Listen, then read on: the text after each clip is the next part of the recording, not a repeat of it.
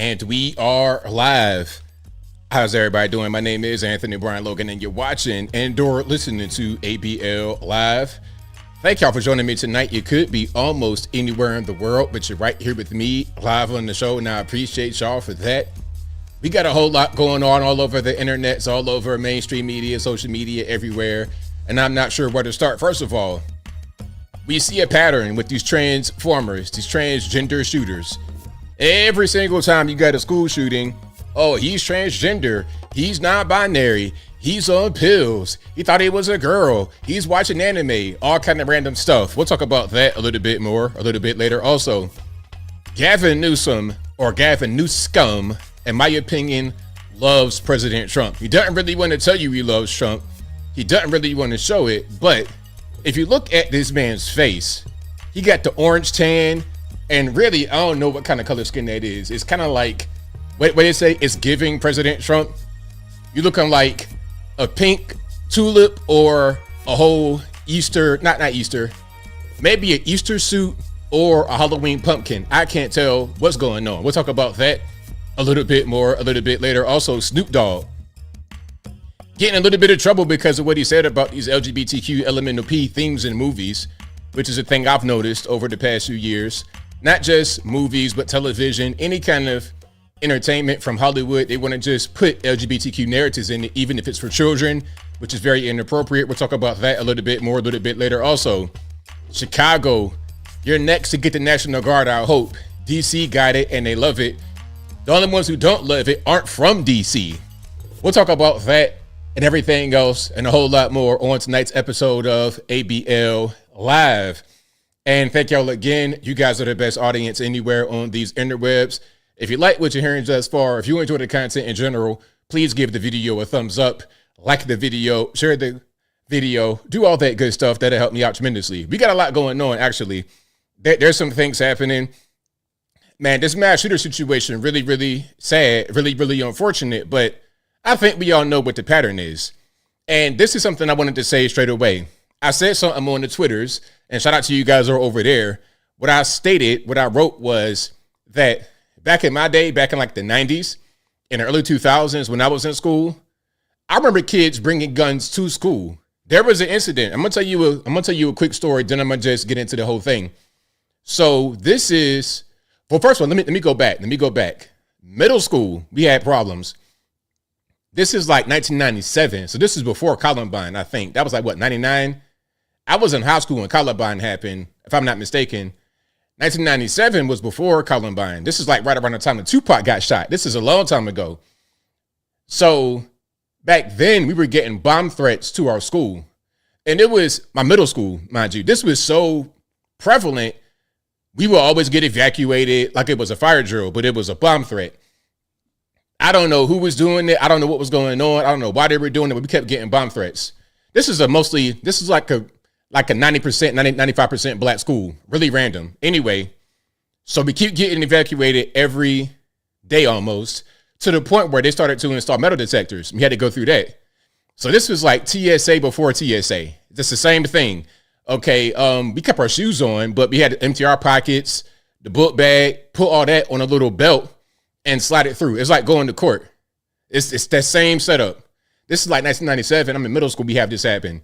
So I'm used to having security and police and metal detectors and whatnot at school. And a lot of these schools nowadays are totally vulnerable. But before I get to the whole thing about the schools being vulnerable, let's go back and go forward to high school. Columbine is like 1999. I think right around 2000, maybe. Probably 2000, right around then, I might have been 10th grade, or it might have been 11th grade. Either way, there was a kid who brought a gun to school, and nobody knew about it. It wasn't even a thing like he got in trouble, really, because let me tell you what happened. Let me tell you what's going on with a lot of these people. They're mentally disturbed, and people don't want to say that they're mentally disturbed. In this case, the kid that did it was already in the small class. And you know what I mean when I say small class. I'm not saying he was like, he didn't have Down syndrome or nothing like this. He didn't have cerebral palsy, but there was something wrong. Okay. I ain't gonna say his name, but if you knew his nickname was synonymous with a warrior. If you guys ever seen Ron Artest, he called himself True Warrior. He was like that. Just like the kind of person that if you were to try to fight him, you would get Rampage Jackson's son. It'd be like that. We knew that he had a mental problem. That's why he was in that class. And part of his mental issue was, I'm bringing the gun to school, and the next person that says something crazy, I'm going to shoot him. Now, since we understood his mental condition, we were able to get somebody to come talk to him that was on the same page with him, one of our security guards, but he wasn't the police. We had police as well, but he was not a police officer. We were able to come have this man talk him down, get the gun, and crisis averted. So a lot of the things that schools are dealing with right now, we've already had problems with. We've already had problems with back when I was growing up 20, 30 years ago. So our solution was to have security guards and police, like actual real police. And the way that a lot of schools do, they got the cop out front the entire day. Kind of like you go to Walmart and you got a cop right there on the curb or right there on the little, you know what I'm talking about. It was that same way at school. Cops outside of school, inside of school. We had security measures outside the building. We had all these things to make sure the school was safe. Now, some say that's like living in the prison. Actually not. We felt like we were pretty secure. It was good to have the police right there. This is the same thing that's going on in Washington, D.C. Oh, that's fascism. Fascism. Listen, we don't have any security. There's a security problem and we need the security. Just because we have security now does not make it fascism. The people are requesting security. You can't say it's fascism when the people want it, when the natives want it, when the students, the teachers want it.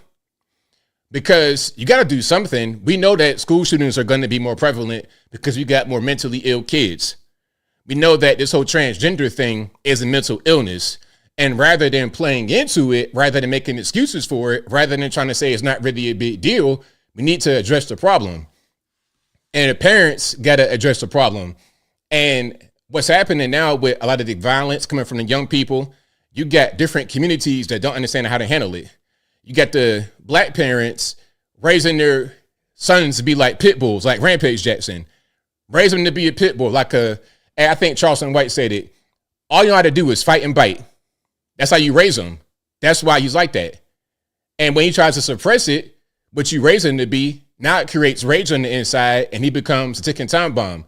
With the trans person, with the whites, you guys have to understand what your son is doing.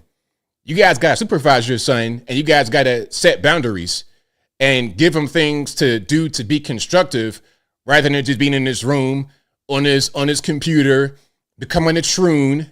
Okay, not really socially interacting, becoming dangerous, because there was already a mental health call to the house of the shooter. Of course, it always is, because there's problems in that household that are never dealt with until he goes out and commits a mass shooting. Same thing, Rampage Jackson's son. I'm sure there were signs there already, but you didn't do with it until he goes out there and almost kills this man on live stream. You need to do things to prevent things from happening rather than just trying to react after the fact. The left one to say it's the gun's fault. The gun's fault, listen, back in the day, my story about the kid having the gun in school was not uncommon. I went to black schools, but they weren't super hood schools. I mean, we didn't have a lot of guns in the school like that. This wasn't Eastside High with Morgan Freeman trying to block the doors with a chain and the wood board or nothing like that. Okay, we ain't had no 2x4s on the inside. We ain't had no gangbangers coming in there with funny hair and the switchblade. Give it up, sucker. We ain't had that going on. But that kind of thing did go on. But yet there was no mass shootings. You could say there was a shooting near the school grounds or there was a bunch of fights and violence, but there was no mass shooting. There was no 20 people shot indiscriminate. That didn't happen. What's happening right now are mentally ill kids taking their frustrations, taking their rage on the inside out on innocent people. That's what's going on. So we got to do something to be able to combat it. The way to combat it is not by just agreeing with delusion, saying that a 12-year-old boy could be transgender. You can't do that. And then when you try to play God like that, put them on puberty blockers, hormone blockers, you know what happens? they become mentally ill even worse than when they were first on it, because somebody could just be confused. Somebody could just be gay. Somebody could just be effeminate. Somebody could just be soft, but the parents allow them to become mentally ill by trifling with their development cycle, and they get to be 18, 19 years old. They're supposed to have gone through puberty in a natural way, but they haven't, and they are underdeveloped, getting crazier and crazier by the day, and they go out there and do something like that. This is a pattern that is obvious to see. And until people really want to deal with it, until they want to address it, it's going to continue to happen. But since we're not going to address the elephant in the room, which is these parents raising these children terribly, we need to have security in the school. Even if you raise your kids right, even if we do better, you still got to have security at the school. All it takes is one person to not be right, to be a little bit off, to be a few trees short of a forest, to have a few screws loose in their head. All it takes is one to go to a school and make a bunch of families victims. You got to have security. Call it whatever you want. Call it a police state. Okay, well, what else are you going to do? Wait for it to happen, then try to say we got to do something? What you going to do? Look, we got 400 million guns in the country. What you going to just say, okay, no more guns now. All the guns go away. You're living in fantasy land. That's not a real solution.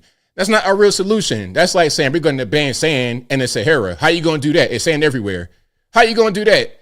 Like, make it make sense. Let's do things that actually make sense. Let's do logical things. Let's have logical conclusions to our problem, and then we could go out there and execute it and actually get something done. But if you just say, hey, man, we keep having these sandstorms in Phoenix, Arizona, you know what the solution is? Let's remove all the sand from Arizona. Okay. All right. Okay. Like, yeah, like that's not a realistic solution. Let's do things that are realistic. That's all I'm saying. So what do y'all think about what I'm saying? Oh, I got some videos. Listen, I got some videos. I got Amy Klobuchar, all these people, Ilhan Omar, you know, coughing and hackling. I can't listen. If you're going to be here in the USA, man, let's get a less offensive accent. I ain't trying to hear all that coughing and hacking when I'm hearing English. This ain't Danish or Dutch or German or nothing like this. Okay, let's speak the King's English. All that coughing and hacking, keep that over there. Hey, man, keep that over there. I ain't trying to hear it. But we're going to hear from them. They're talking about, oh, we got to ban high capacity ammunition. What is that? What is that? People have no idea about guns. Somebody asked me, and shout out to you, I ain't gonna say your name. Somebody said when I was talking about the guns that were in school back in the day, the person was like, oh, are these handguns or are they semi-automatic? I'm like, what? You do realize that most handguns that people have are semi-automatic. What does semi-automatic mean? It means you pull the trigger one time, one bullet comes out, and the ammunition automatically reloads in your chamber. That's what semi-automatic means. Semi-automatic. It's not automatic when you're talking about pulling the trigger. That is a manual motion that you must do each time to shoot one bullet out. The automatic part comes in the ammunition being fed into the actual chamber from the magazine. That's the automatic part. That's why it's semi-automatic. Fully automatic is if I could just press the trigger, hold it, and bullets spray out. If you have that in the USA, it's probably illegal. They do that in Chicago, however. A lot of the criminals do it, which is crazy. So the solution is let's ban guns for regular law-abiding citizens. So we have nothing while the criminals got fully automatic guns. Are we asking for semi-automatic to combat the criminals fully automatic? We're at a disadvantage. That's a compromise if you ask me. But to say no guns at all, you put us in complete danger. Furthermore, when you have no guns in society in the USA, ain't no more USA. We're pretty much just like Europe. Who wants to be Europe right now? That's looking like Afghanistan at best, Iran at best, Turkey at best. It's not Europe no more. Ain't no more Europe. Where the Europeans at? Getting overrun by the third world. And I think part of that is because they can't defend themselves. Australia the same way. Shout out to Australia. But we saw what happened to you during COVID-19. You couldn't really do much against the tyrannical government that was just saying, hey, man, do whatever. We have that right in this country for a particular reason. The founding fathers put that in the Constitution. First and second, first, freedom of speech. Second, right to bear arms, because the second defends the first. Without those two core principles, ain't no USA. That's why our country is so great. And I'm going to stand by the country all the time. Born or bred, ain't going nowhere to live. I'm gonna be a U.S. I could travel, visit, say hello, whatever. Okay, but at the end of the day, I'm an American, the best country on earth. Period. Everybody know it. They're trying to take guns. I mean, they're trying to take knives. Knives. So let me get this straight. We're gonna try to ban knives, but the criminals got fully automatic guns. Make it make sense. In Europe, they're less likely to have guns because they can control it better. You're living on an island in the middle of some cold water in UK, okay, but that's not the same thing as the USA. And the more you try to just be soft like that and not allow your citizens to be armed, the easier it'll be for your citizenry to fall victim. What's going to stop some invading force from coming in and just taking y'all over? Only thing really stopping it is the USA. That's why we the best. And in the USA, we can have guns. We can arm ourselves. Now, California, I mean, I don't know. It might be a little bit different. Shout out to my Californians. Hey, you guys have some of the craziest rules out there. It's a beautiful place. Got some of the best people, but also some of the worst people and some of the worst politicians known to man. Some of the worst politicians in humanity are bred from California, but some of the best people come from California. It's really kind of a weird thing. But shout out to you guys. I appreciate y'all for rocking and rolling. If you like what you're hearing so far, please give the video a thumbs up, like the video, share the video, do all that good stuff. That'll help me out tremendously. No pocket knives in England, Steve. That's crazy. I can't have a gun or a pocket knife. I mean, so if a criminal come up to me, I'm at their mercy. I am at their mercy. What can I do? It's crazy. It's totally crazy. Billy Lump says, greetings from Chicago in chat. Shout out to Chicago. We'll talk about Chicago in a minute as well, because, you know, Mayor Mohawk, Mayor Mohawk, Brandon Johnson, the mayor of Chicago, talking about he doesn't want Trump and the National Guard there, but your people, your citizenry are saying something else. You are rejecting the will of your people. Now, if I was a Chicagoan, I would not like that too much. And my question is, which people in Chicago are you representing? You're representing this side of town where it's nice, or that side of town where it's not so nice, or all? Is it just one?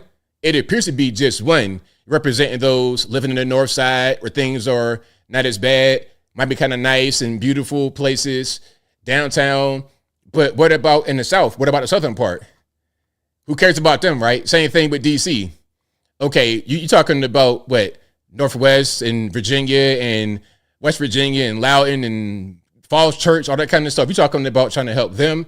Your Bethesda, Maryland, Silver Spring, Maryland people, you want to help them? You want to satisfy them? Or do you want to try to help those on the east side, across Anacostia, southeast, PG County, that particular area?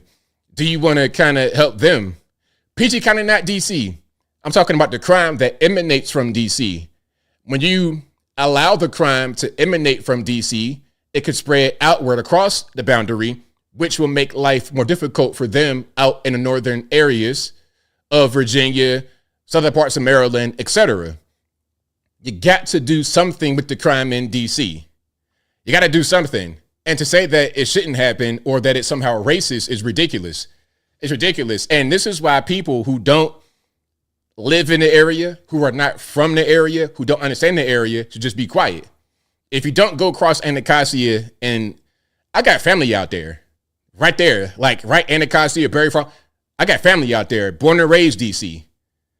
So people talking about DC like it's some kind of, they have no idea what's going on. And DC been crazy like that for a long time. I'm glad that they should have done this years ago. It should have been federalized for a long time. During crack war time, it was, man, the violence. A lot of I'm talking a lot, but a lot of kids nowadays say, because I saw some of the comments on the video I put out about this young man talking about, oh, boomers had it better, Gen Z had it better. Boomers had it better, really?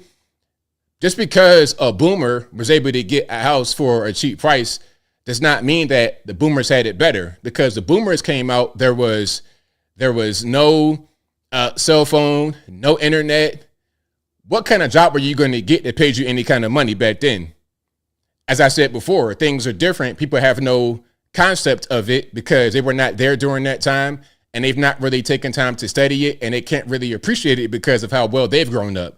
Same thing with the DC and Chicago people. They don't understand how others live and what they go through, because that's not their everyday life. And they have no empathy. They're just focused on themselves and what they think to be right, what they think to be righteous, although it's not.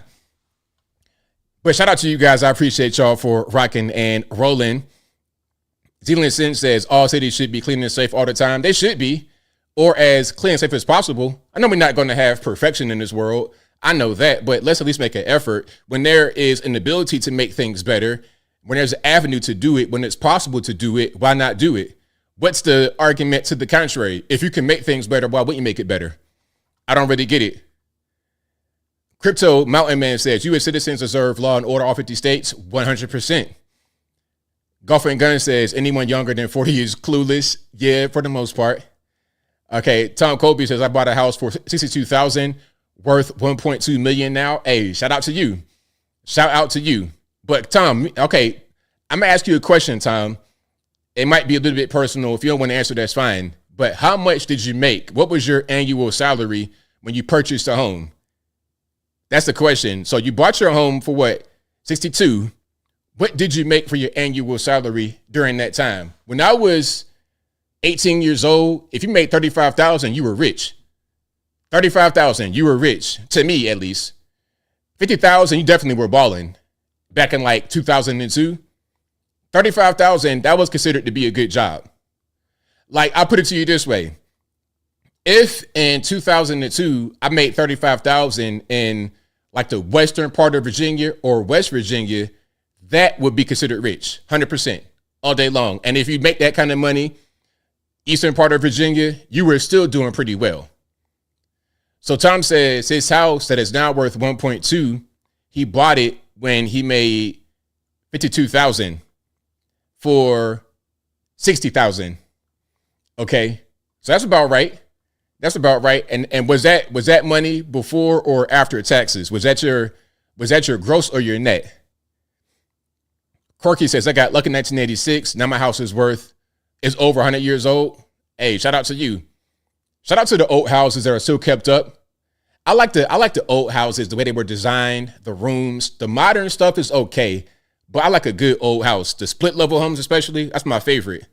My absolute granddad had a split level. You go in the front, it's just a little landing area, a little foyer area. A lot of little parties and whatnot happen right there as people are leaving. You go upstairs, it's a room right there.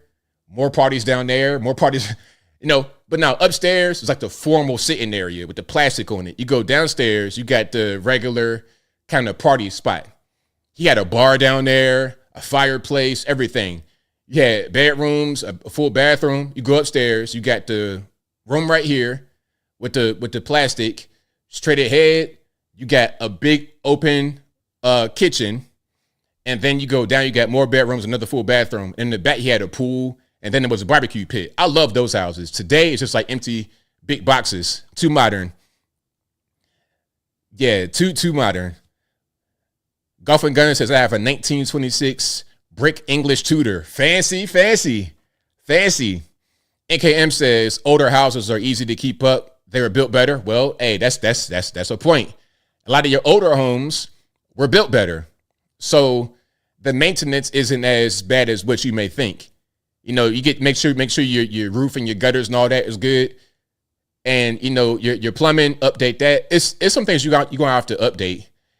But the structure of these homes a lot of times is pretty good.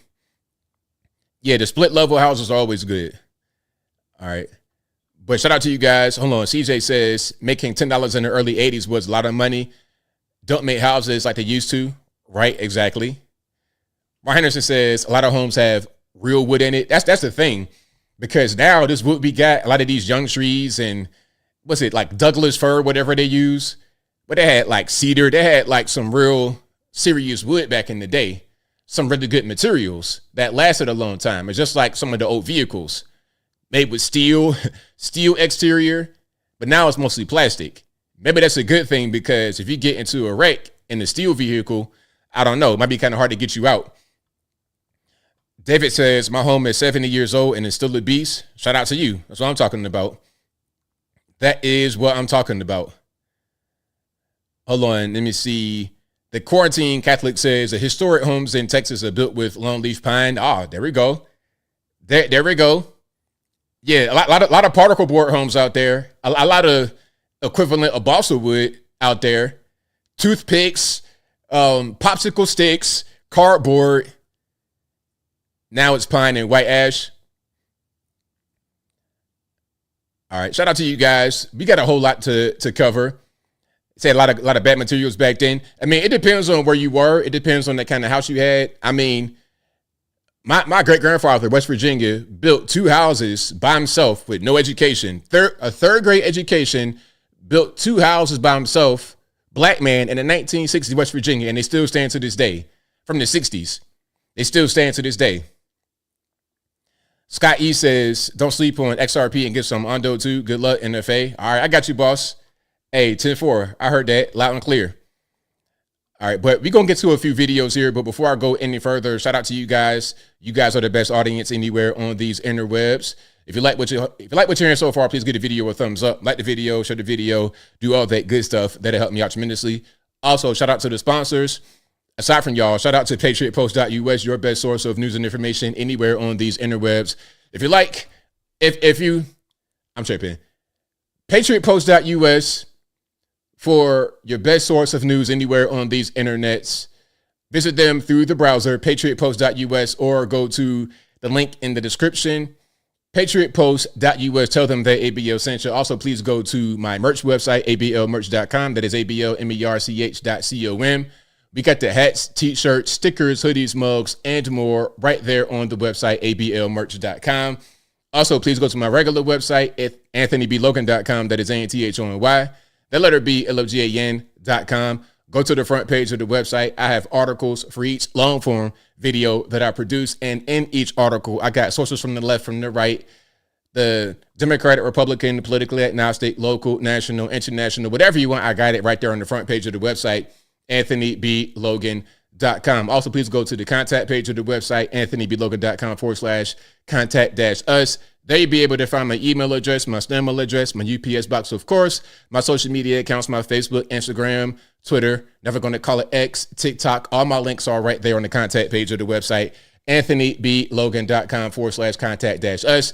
And as I always say, if you're ever wondering if you're conversing with me on the interwebs or not, you're probably not. Please don't get scammed. I don't know anything about Bitcoin, Forex, nothing. So I don't want to get an email from any of you ever again, because some of y'all have emailed me talking about ABL, they got me.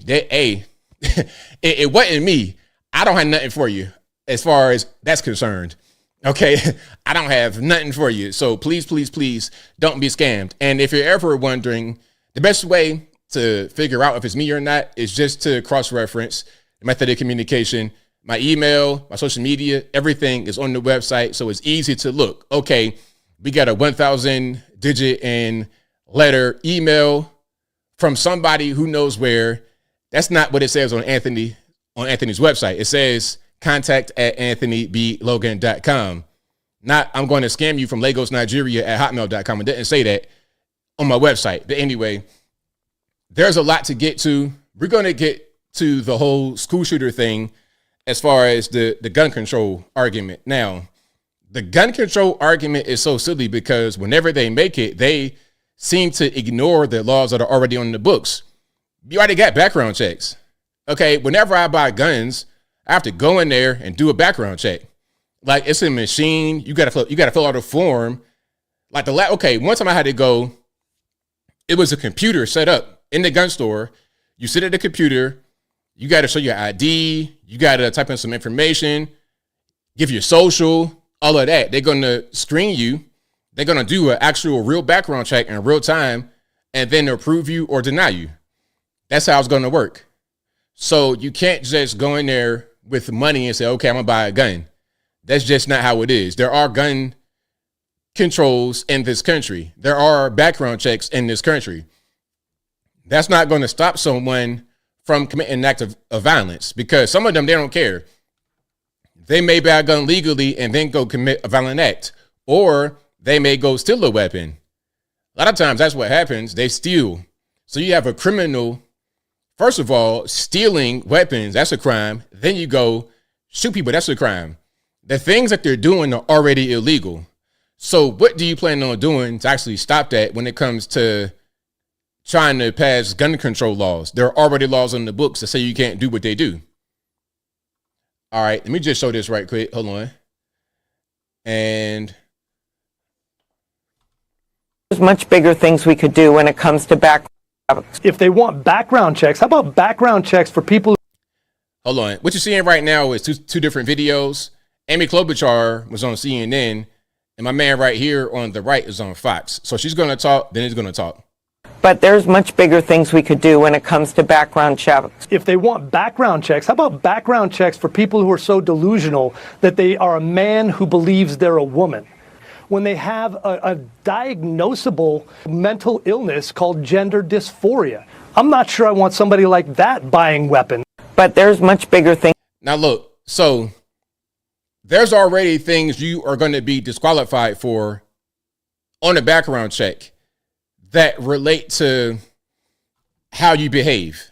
So if you have a domestic violence charge, yeah, you're going to get denied, because the thought process is if you got a domestic violence charge, you're trying to buy this gun and you may use it on your wife or your husband, either way it goes. So they're going to deny you based on that. There was a video a long time ago I did. A lot of y'all remember that video where the guy got denied for, it was a journalist, I believe in Chicago. Let me see if I can find that video. It was a journalist in Chicago and he got denied for a gun. But his purpose was to show that it's easy to buy a gun. Neil Steinberg of the Chicago. I found it. Here it is. This is my most viewed video on my channel. This is from back in 2016. So this is an old video, but it still rings true to this day. Let's watch this. Neil Steinberg of the Chicago Sun-Times was hoping to coast through the process of buying an AR-15 at a local gun store. But during the mandatory 24-hour waiting period, the store refused to sell to him because he failed his background check. And this part is a little embarrassing for him. The store said that it was uncovered that Mr. Steinberg had an admitted history of alcohol abuse and a charge for domestic battery involving his wife. So, yeah, if you got that kind of crazy record, you're going to get denied. And again, his whole purpose, he's a journalist now for Chicago Sun-Times back in the day. What he was trying to do was show how easy it was to get a gun and pass a background check. But he failed the background check because of his background, which just goes to show that we do have background checks in this country. We do. But these people who don't know anything about guns, they would not know that. I don't even know why they say it. Maybe they are being paid to say it. Maybe there is some kind of, ulterior motive. I don't really know exactly what's going on. All right. I'm not really sure what's going on with that because it's already right there. Okay, now we got Ilhan Omar. All right, let's watch some of this. Shout out to the coffin and hacking. This is something that is simple. A simple ban to make sure people who should not have access to these weapons do not get them, and then cause harm and trauma for generations to come in our communities. It is a simple ask. You don't have to be a Republican. You don't have to be a Democrat. You don't have to be political at all. You don't even have to be a parent. You don't have to love going to the movies or watching concerts. All you have to be is a human being. This is... All right, there we go. So, yeah, these people have no idea, man. And it's like, yo, at a certain point, you holding on to a culture of a place where you don't live at. You need to just become an American. I don't care what color you are. I don't care nothing about nothing, man. You over here, you one of us. Okay, this type of, you take it back to Somalia, for real, if you want to be like that. And let y'all be disarmed over there. Y'all could play in the sand with your bare feet and no guns, that's fine. But over here, we're not doing that. But let's watch a little bit more of this, a teeny bit more of this. It shouldn't be hard to ban. And I'm sorry for this crazy sound. Let me just try to upgrade that. It shouldn't be hard to ban assault weapons and high-capacity ammunition. What is hard? One more time. It shouldn't be hard to ban assault weapons and high-capacity ammunition. Okay, I got two questions. Two questions. What is an assault weapon? What is that? What is an assault weapon? Can anybody please just break it down for me? And what is high capacity ammunition? That don't even make no sense. High capacity ammunition? I mean, are you trying to say like high caliber ammunition or high capacity? That ain't the same thing. Capacity means that's the magazine. High capacity magazine? Is that what you're saying? Because capacity refers to the ability to hold things, to hold something, capacity. Okay, your mental capacity, the ability to hold information, the magazine capacity, the number of rounds in the magazine. If you got a 10-round magazine, that's considered a low-capacity magazine. If you have a 30-round magazine, that's considered to be standard. You got a 100-round drum, that's high capacity. So what are we saying? High-capacity ammunition? That doesn't make no sense.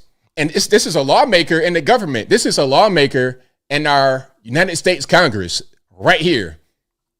So although she's completely ignorant, she has power to make laws that are going to impact your life. And this is why I say we need to have more Americans in office. Shout out to the immigrants. But if you're going to be an immigrant, I need you to get familiar with what's happening in America.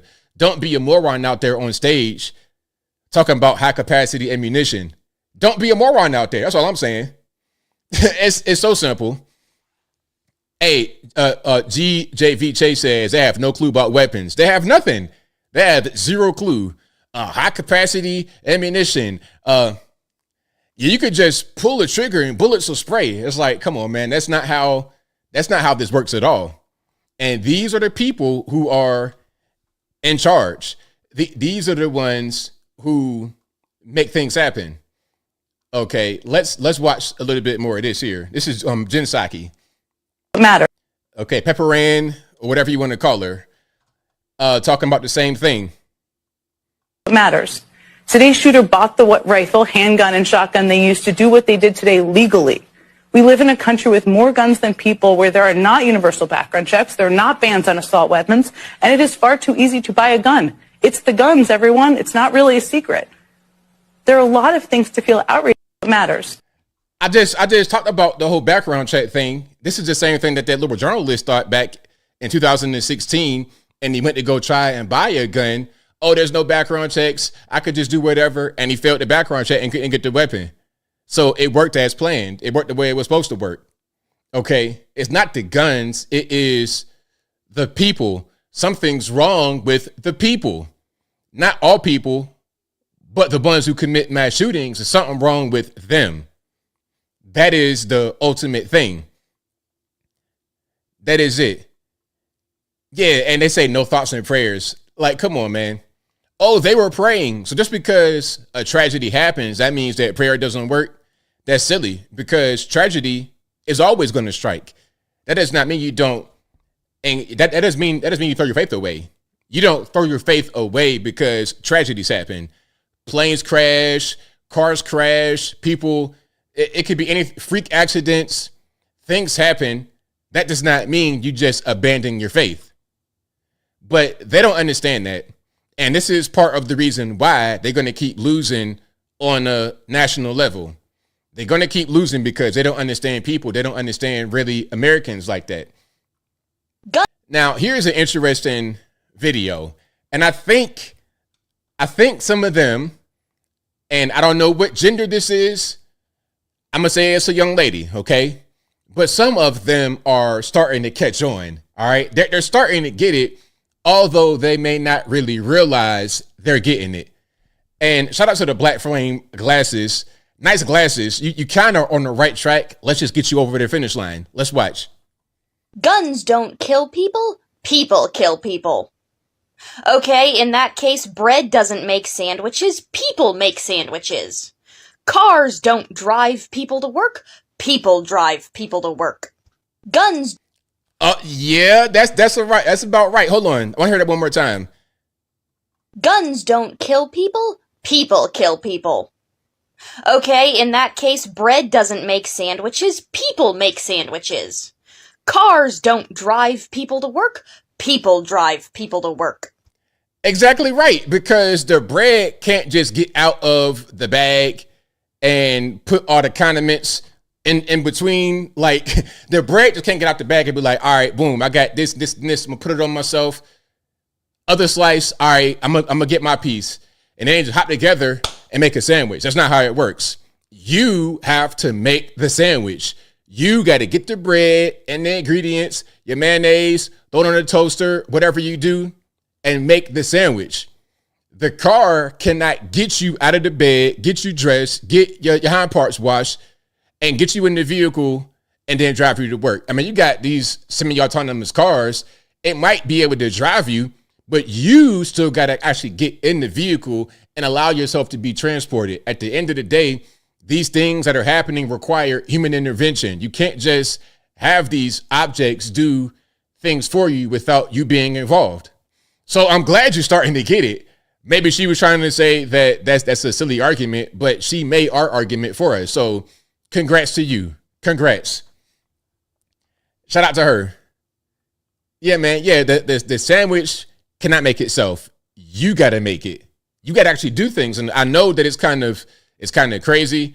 Maybe you used to Instacart and all these other delivery apps, being the bit back, getting a Chick-fil-A sandwich ordered from down the street, bringing it right to your front doorstep.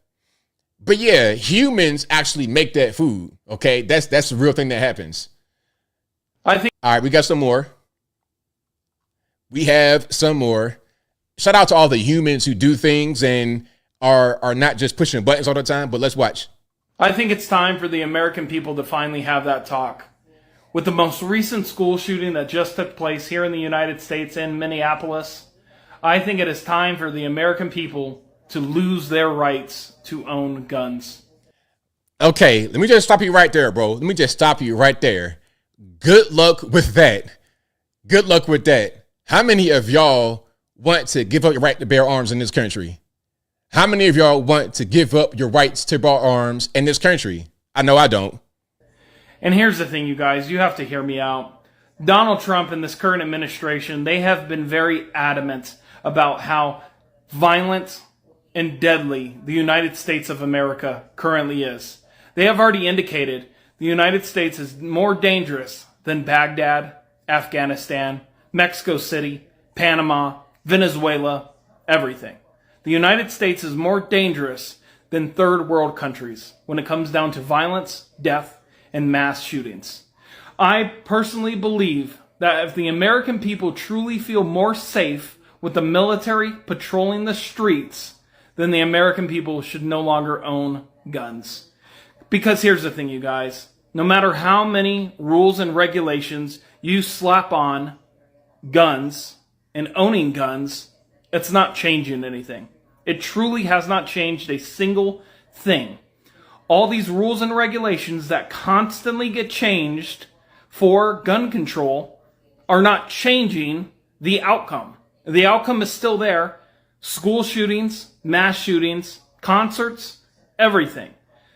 There is still tragedy when it comes down to gun violence here in America than any other crime throughout this country. Let me know your thoughts. All right, so yes, I'll tell you what's going on. Now, you have the wrong idea. You think that banning guns is a solution. But I ask you, what do you do of the 400 million guns that are just out there floating around? What are you going to do? Demand that we give them up? Listen, I had some guns, but y'all know where they at. They're at the bottom of the river. So go try to find it. But I don't got nothing for you. You come to my house talking about some Mr. Logan, we want your guns. I'll be like, man, I don't know what to tell you. I don't got nothing for you, boss. Go ahead and search. You ain't going to find nothing. You're not going to find nothing but a piece of lint on the ground. That's it. You're going to find a singular rice grain on the floor. That's it. That's all you're going to find. So how are you going to go about that?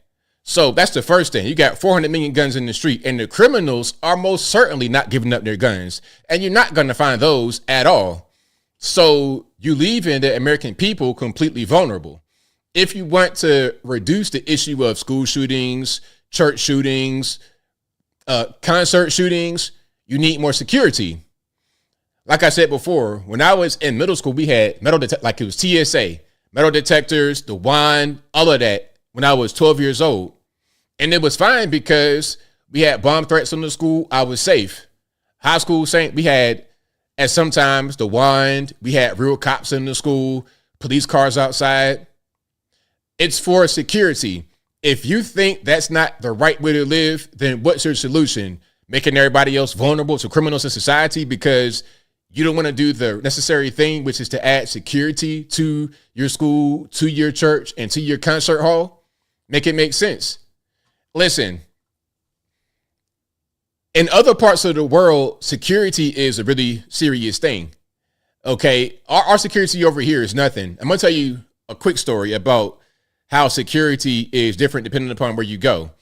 Now, when I was in Virginia, a lot of these convenience stores, your 7-Eleven and whatnot, would get robbed all the time. Right before I left, there was a guy who went on, what was that, 264? And he just went in a circle around the interstate and got off at each exit and robbed the 7-Eleven because there was no bulletproof glass and nothing like that. Everything was already everything was just open. You could just rob it and it was easy. But when I came out here, I noticed that in some areas, you got bulletproof glass. I'd never seen that before. I'd never seen bulletproof glass, at least not in that area, in the areas I'm talking about. It was all just open. But out here, it was not that way, which is why the reason why it was like that is because of the security need. They did not want what was happening in my neck of the woods back in Virginia to happen there. Maybe they already had a problem with it. So they said, okay, let's just put the bulletproof glass up. That's called security. And some may not like it. They may say it doesn't look right. But ultimately, the purpose of the glass has been served. You're minimizing or completely eliminating the robberies. If you don't want to do that, then what are we talking about? You don't want to reach for the most logical conclusion, the most efficient conclusion. You want to make everybody less safe, which is not going to stop any kind of crime. All it's going to do is increase crime because now everybody's vulnerable. Okay, let's watch this here. Can anybody explain to me that if it's not a gun problem, it's a people problem, then why are we going to let the problem have the guns? That's all I'm wondering. Can anybody explain that to me? Okay, so, but which people are we talking about? Because we're not talking about people in general. This is kind of a low IQ take. You're saying, you're trying to twist the whole phrase, the whole saying of it's not the guns, it's the people. You're trying to twist that into meaning people as in human beings, all human beings, the law-abiding, the criminals, and everybody that might be in between. That's not how this works. The people who are criminals, the people who are violent, mentally ill, dangerous are the problem, not the people who are law-abiding, hardworking American citizens. It's not us. We're not the ones. When we say it's a people problem, we're talking about those people, the bad people, not the good people. So you don't fix a problem with bad people by punishing the good people, because your gun laws are only going to apply to the good people. It's not going to apply to the bad people, because guess what? Bad people are criminals and they don't follow laws. But these people have no idea. They live in their kind of bubble areas. They have no idea about guns. They have no idea about crime. They know nothing. All they have is maybe a good intention in their heart, but they're just ignorant. So they speak ignorantly. I'm here to educate, not judge. And I hope you listen to me, Miss Fenway Park, because that line of reasoning just didn't make any sense. And people like that shouldn't talk. Y'all know how I feel about some of these people talking. They shouldn't talk, and they should let those who have sense do the talking. Anyway, I got a few more. If you like what you're hearing so far, please give the video a thumbs up. Like the video, share the video, do all that good stuff. That'll help me out tremendously. You guys are hilarious. Someone's always the eyes. Hey, the eyes, I'm talking about big ass dinner plates. The eyes, big ass sea urchins. Okay, squids, octopus, all of that, right in the eyes. It's the Old West again. Well, I mean, I don't think it's that. I don't see nobody just having shootouts in the street, because the thing is, the more people are armed, the less chances there are of crimes against people, like personal crimes. For example, everybody has guns down Georgia, Tennessee, stuff like that. You don't see a lot of personal space crimes like that. I mean, you do have it, but it's not like the way it is in other parts of the country where things are just kind of more open because of the lack of guns, the lack of an ability to defend yourself. Here, like, you got car break-ins, stuff like that, where a person is not going to be there to confront you. Okay, but hey, you go to somebody's house and they're there, you're going to get sent straight back to the big man upstairs immediately, and everybody knows that, which reduces the incidence of those kind of personal violent crimes. All right, let's watch some of this. Hey, someone said that we need to stop misgendering the shooter because the shooter, what was that, Minneapolis? A man born a man who identified as a woman. Bro, I don't care what you identify as. You can identify as whatever you like. You can identify as a sea lion, a mountain lion, a zoo lion, the lion from the Lion King, Mufasa, Simba. I don't care who you identify as, bro. But at the end of the day, I'm looking at a whole Adam's apple. I'm looking at this big, crazy jawline. You're looking like Elephant Man in the face. Okay. You are a man. Whatever you identify as is your business, but that does not change reality. And again, we have to stop playing with reality, trying to play God, and just observe observe reality for what it is. But she does not think that way. And I don't think that's the same girl we just saw. She looks a little bit different, but at a certain point, it's like, how different? Let's watch this. This is for the people who, regarding the school incident in Minneapolis, insist on referring to the accused as Robert, which is that person's birth name, evidently, later legally changed to Robin. This is for you. My grandma always hated the name she was given. She was given the name Patsy. She always hated it, but she didn't want to hurt her mother's feelings. After her mother passed away, she decided to change her name legally to Patricia. Now, do I call my grandma Patricia, the name she chose? Or do I insist on referring to her as the name she was given at birth? No difference. There's no difference. Your trans hate is shining through loud and clear. There is a huge difference between your grandmother changing her name from Patsy to Patricia. Okay, it's just a slight update, a slight adjustment, a slight change. She did not become a man in her mind and go from Patsy to Peter, from Patsy to Paul. That didn't happen. But the shooter in Minneapolis went from a male name, Robert, to a female name, Robin, to try and become a different gender. If you were to change it from Robert to Ronald, nobody would care. But the whole thing is there's a delusion there. It's not about the name. Again, some people shouldn't talk, again, but it's not about the name. It's about the identity. Going from male to female, which is not possible. This is a mental problem, which is part of the reason why, if not the reason why, he went out there and shot out on people in the church, because he's mentally ill. Don't you see? It's not about hating the trans person. If you think you are, you can identify as whatever you want, bro. It don't. But I noticed that there is a mental issue that we're not dealing with, and we're trying to sweep under the rug. The longer we don't deal with it, the more these incidents will happen. The more we try to enable it like she did, the more these incidents will happen. So yeah, shout out to her. Okay, shout out to her. Ma'am, it's not the same. Your grandma is still your grandma. Your grandma did not become your grandpa. This dude thinking that he's a woman and crazy in the head. The name change was just a piece of it. It was just a piece of that. It was a manifestation of his mental illness.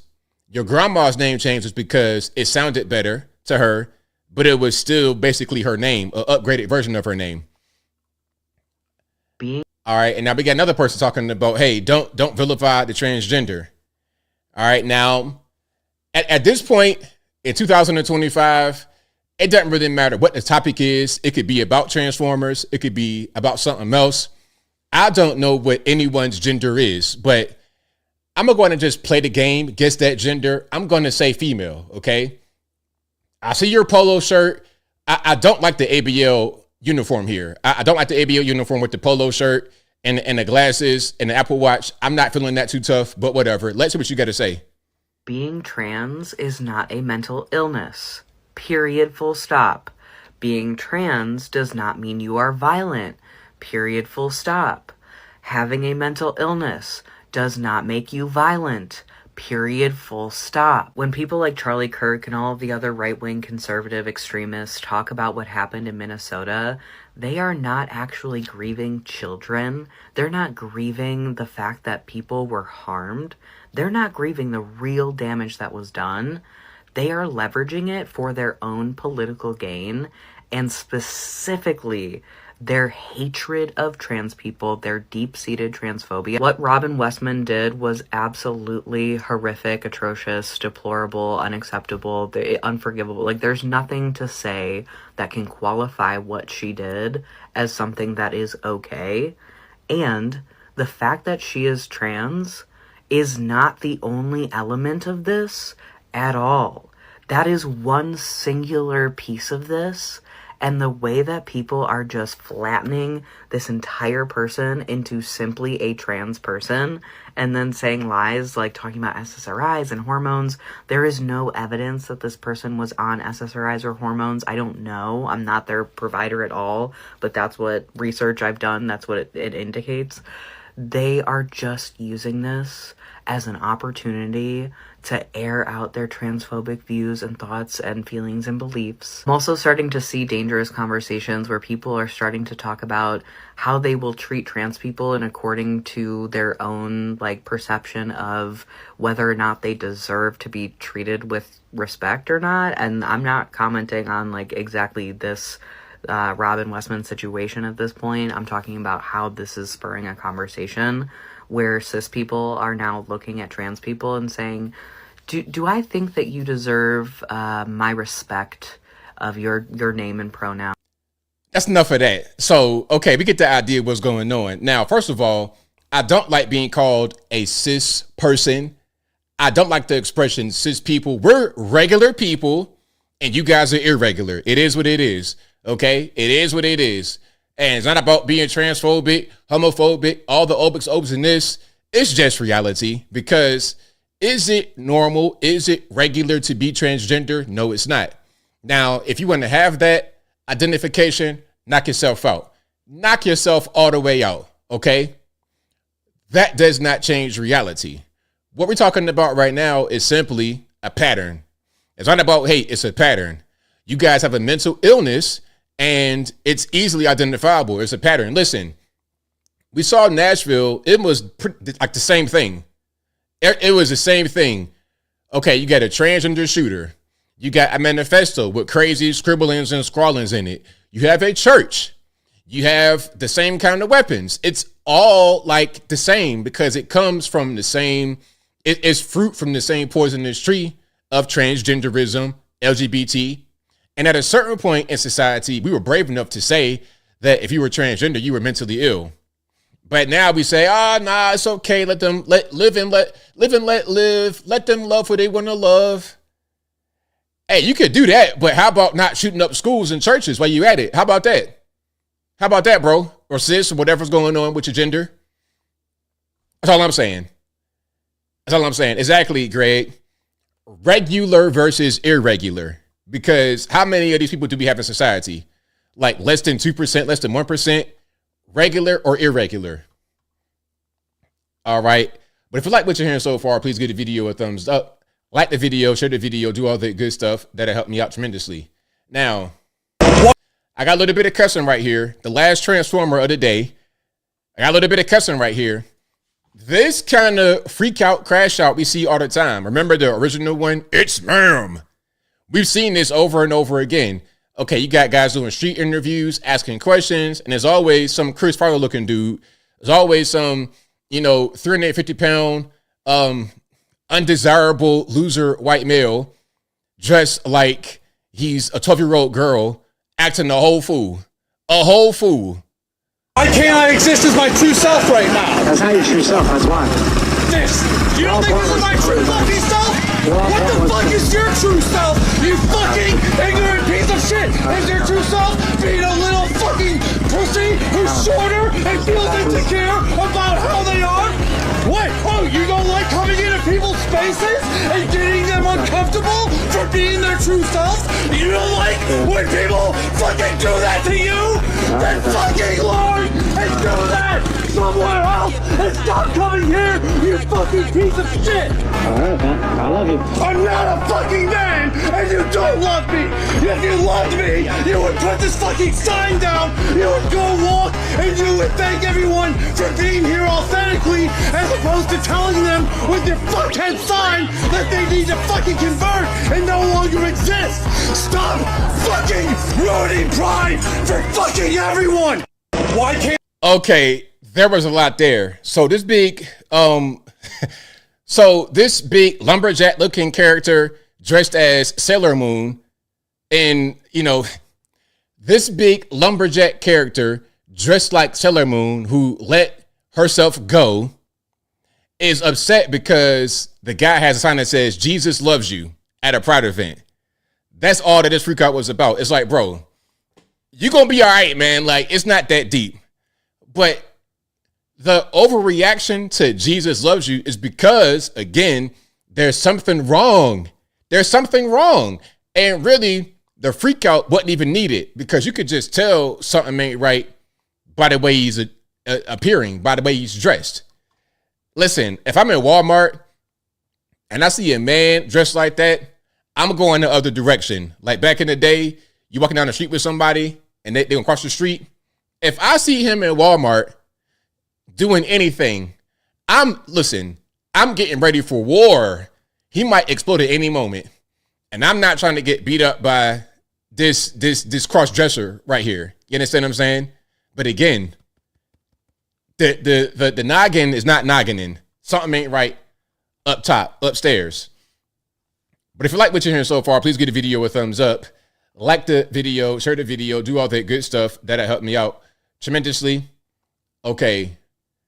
Now, there's been a whole thing about Florida removing the Pride sidewalks. A lot of the sidewalks been removed. They were mad about the Post nightclub situation because there was a sidewalk, a crosswalk, going to Post nightclub that had the LGBT on it. And Florida has a new mandate that says let's paint over all that stuff, which is a good thing. But some of us don't like what's going on, and we have a protest, okay? We have a protest. Let's check it out. Save our sidewalk! Save our sidewalk! Keep us safe! Keep our sidewalk! Keep us safe! Keep our sidewalk! Keep our sidewalk! Okay, now, shout out to this group right here. This looks like this looks like a community outing from a senior living facility. That's kind of what it looks like, okay? You got this assisted living home, senior home. Okay, let's go outside for a little bit, get a little exercise. Let's go do a protest over a crosswalk. And you have one of the seniors on the ground laying down to protest it. Who's going to help them get back up? Hopefully we got a guy that's younger than me, in their 20s or something like this, to help to move around. Because, look, if I'm 85 years old laying on the floor, it'd be kind of hard to get up. But what are you protesting, really? What are you trying to save? Why are you trying to save the whole LGBT thing? Why? In the instance of Post nightclub, you could just put up a plaque. Okay, there was a mass shooting here, all this, that, and the third. You don't have to commandeer sidewalks, crosswalks, and stuff like that with your LGBT stuff. Okay? Ain't nobody trying to say you shouldn't exist. If you want to exist, that's your business. But why you got to put all of that on us? I don't want to have to be like in Atlanta somewhere and I'm walking, all of a sudden it's LGBT right in front of me. I'm good. I'm good on that. Richard said he's falling and he can't get up. Exactly.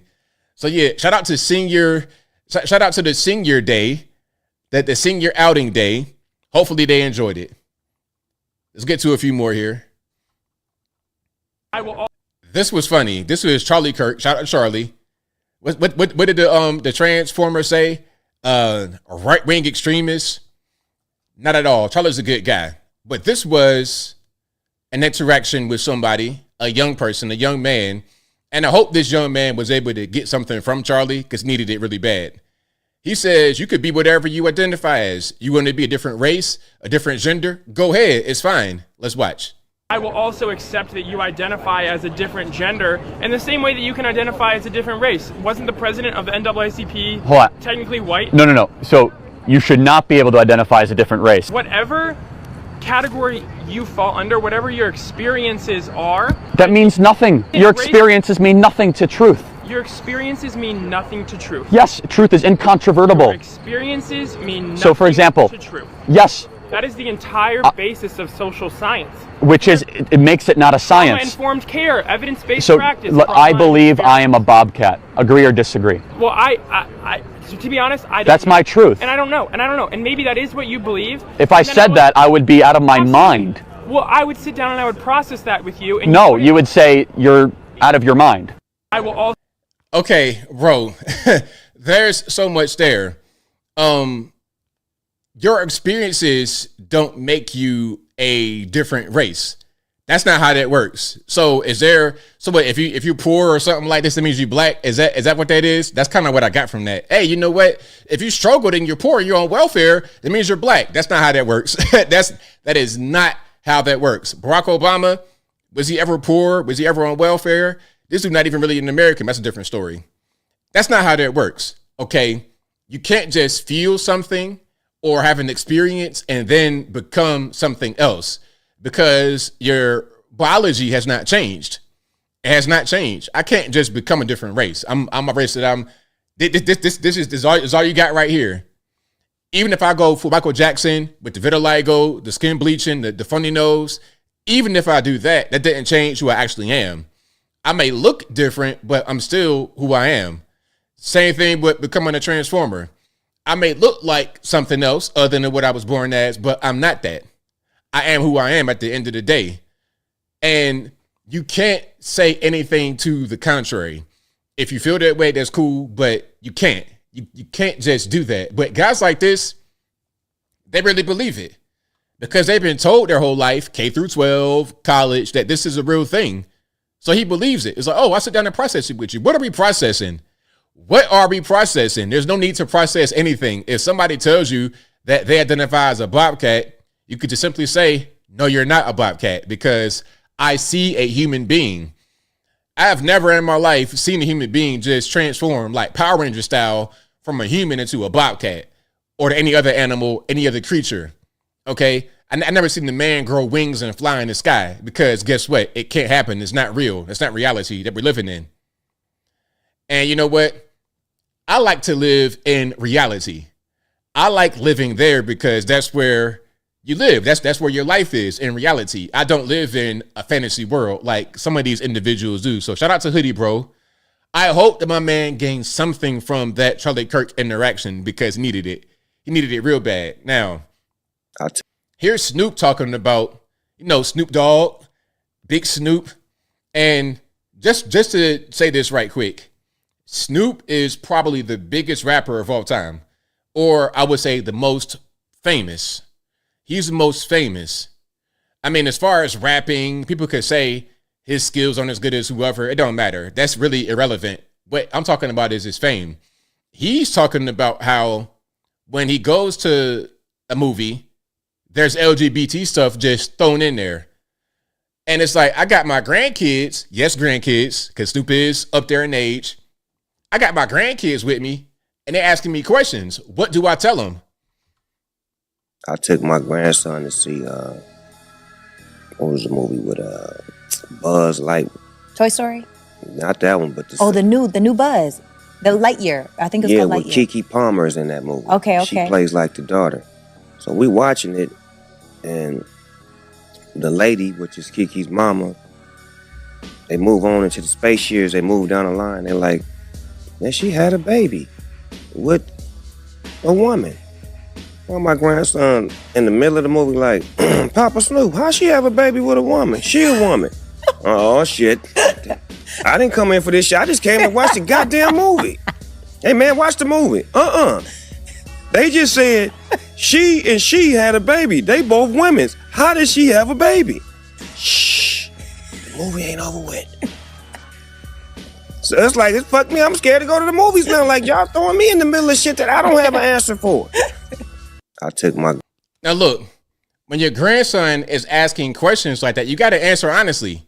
You have to answer honestly because they're learning reality at this age. And it's your job as a parent, a grandparent, or whoever to teach them reality.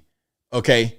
This ain't even about Santa Claus, nothing like that. We're talking about basic biological facts. How does a woman and a woman have a baby? How does it really happen? You cannot have two women have a baby. It's just not reality. The grandson knows at this age you need to have a man and a woman. He probably has siblings, little brother, little sister, and he knows that his mom and his dad, came together to have the baby. He has not seen his dad pregnant. That's not how that works. So he knows what's going on. Listen, when the grandkids are asking you questions like that, you got to answer honestly. But why should it be forced to address this right here in the movie? It should just be a good movie without all the extra stuff going on. If you're going to have a baby being born, let the child come through naturally the way it's supposed to. Not with this fantasy way of having two women and pushing the LGBT narrative. And that's my whole thing with the LGBT. They push narratives. Just let the movie be the movie and have that be that. So yeah, shout out to Snoop. Shout out to him for just recognizing some common sense stuff that a lot of people refuse to acknowledge. It's common sense. Everybody knows it takes a man and a woman to have a baby. When you say it could be two women or two men, you're simply not being honest. And did you guys see the picture right there in the top? Okay. And they pushing, that's hilarious. So you got the white woman and the black woman. That's funny. So you're trying to just push all this stuff in there. And you see what's happening in society. I think in many ways, society is reflective of what is put out by mainstream media, big production companies. They influence the behavior of human beings. It's not so much a reflection of us as it is a direction for us to go. It's like the new church. And I don't like it, to be totally honest with you. So shout out to Snoop for recognizing what's going on. Shout out to him, 100%. Watching. Okay, now we got John Legend talking about the reaction in D.C. Now, where is John Legend from? I think is he from Virginia? Oh, he's from Ohio. Ohio? What you know about D.C.? Hold on, let me make sure I'm saying the right thing. He's from, guess where John Legend is from originally? Springfield, Ohio, where they had the Haitian migrant takeover, which was a whole disaster. Okay, but he says that the Trump takeover in D.C. is a bad thing. Watching what's happening with the troops in D.C., I have some things to say about that, and I'm going to. What role do you think art plays in the current moment we're living through? Well, I always looked up to artists who use their platform to speak up. I've continued to speak up, and I will continue to speak up. There are so many other ways that we can invest in our cities and provide resources to our communities that will be more edifying for our communities than having a bunch of soldiers in the streets. President Trump is sending us down a really dark authoritarian path with a lot of the things that he's doing. And we're going to look back on this time as one of the dark times in American history. And so I think it's on all of us, great artists that I look up to, like Stevie Wonder, like Marvin Gaye, like Aretha Franklin, like Nina Simone, like Harry Belafonte. They all use their platform to try to make the world better. And I've taken that as part of my calling as an artist. So I'm going to continue to do that. All right, there we go. So that's John Legend. John Legend, you're not listening to the people. You guys live over in Los Angeles, California, up in the hills, Calabasas, out there with Kanye and Kim Kardashian. You guys live a different life. You're living in the ivory tower. You're not really understanding what's happening in the streets where I'm from. People that I know, my family members in DC, are appreciative of the security they have because of how bad it was before. If you say the answer is not to have soldiers in the streets, to not have the guard activated in DC or other cities in the country like Chicago, if that's not the answer, then what is? Tell me the answer.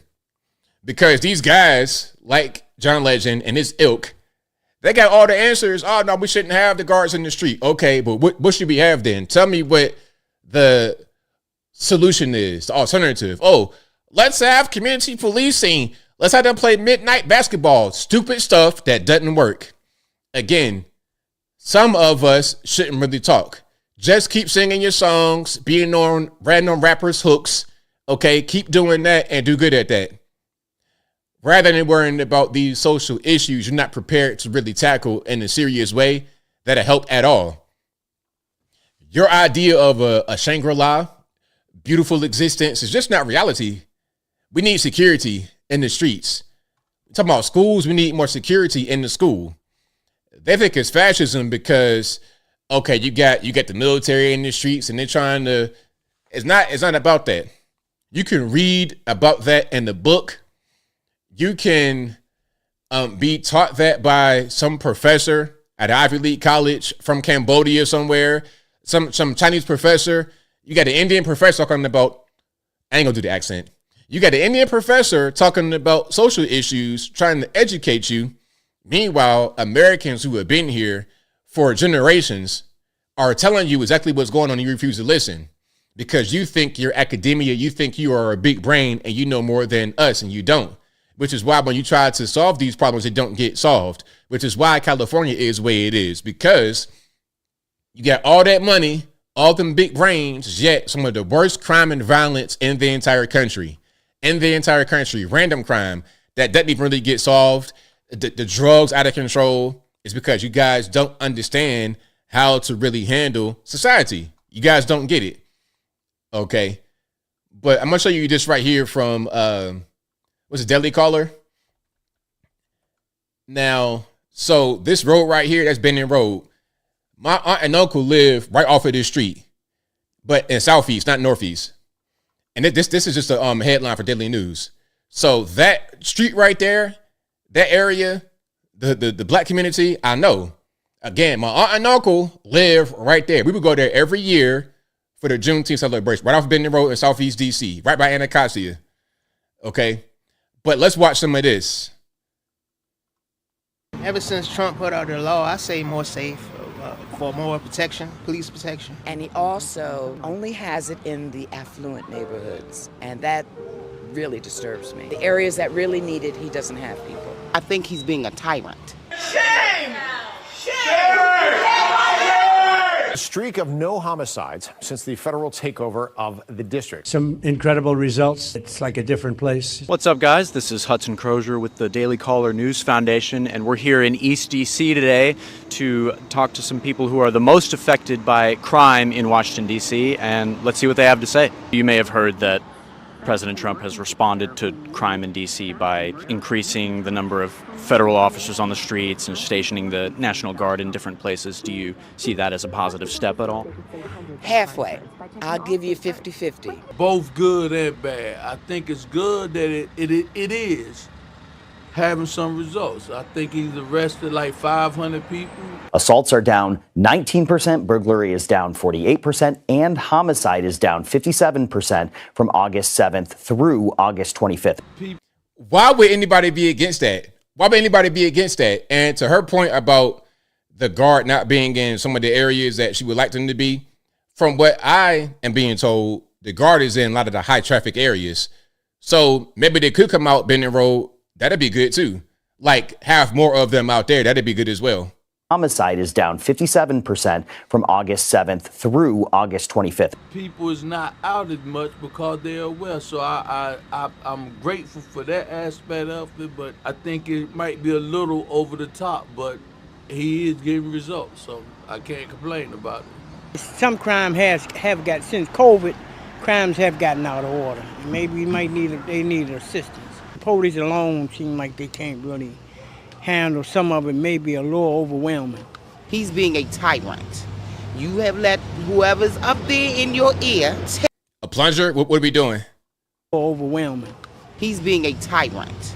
You have let whoever. What's up? Like, okay, the plunger. Can we explain that? What's happening?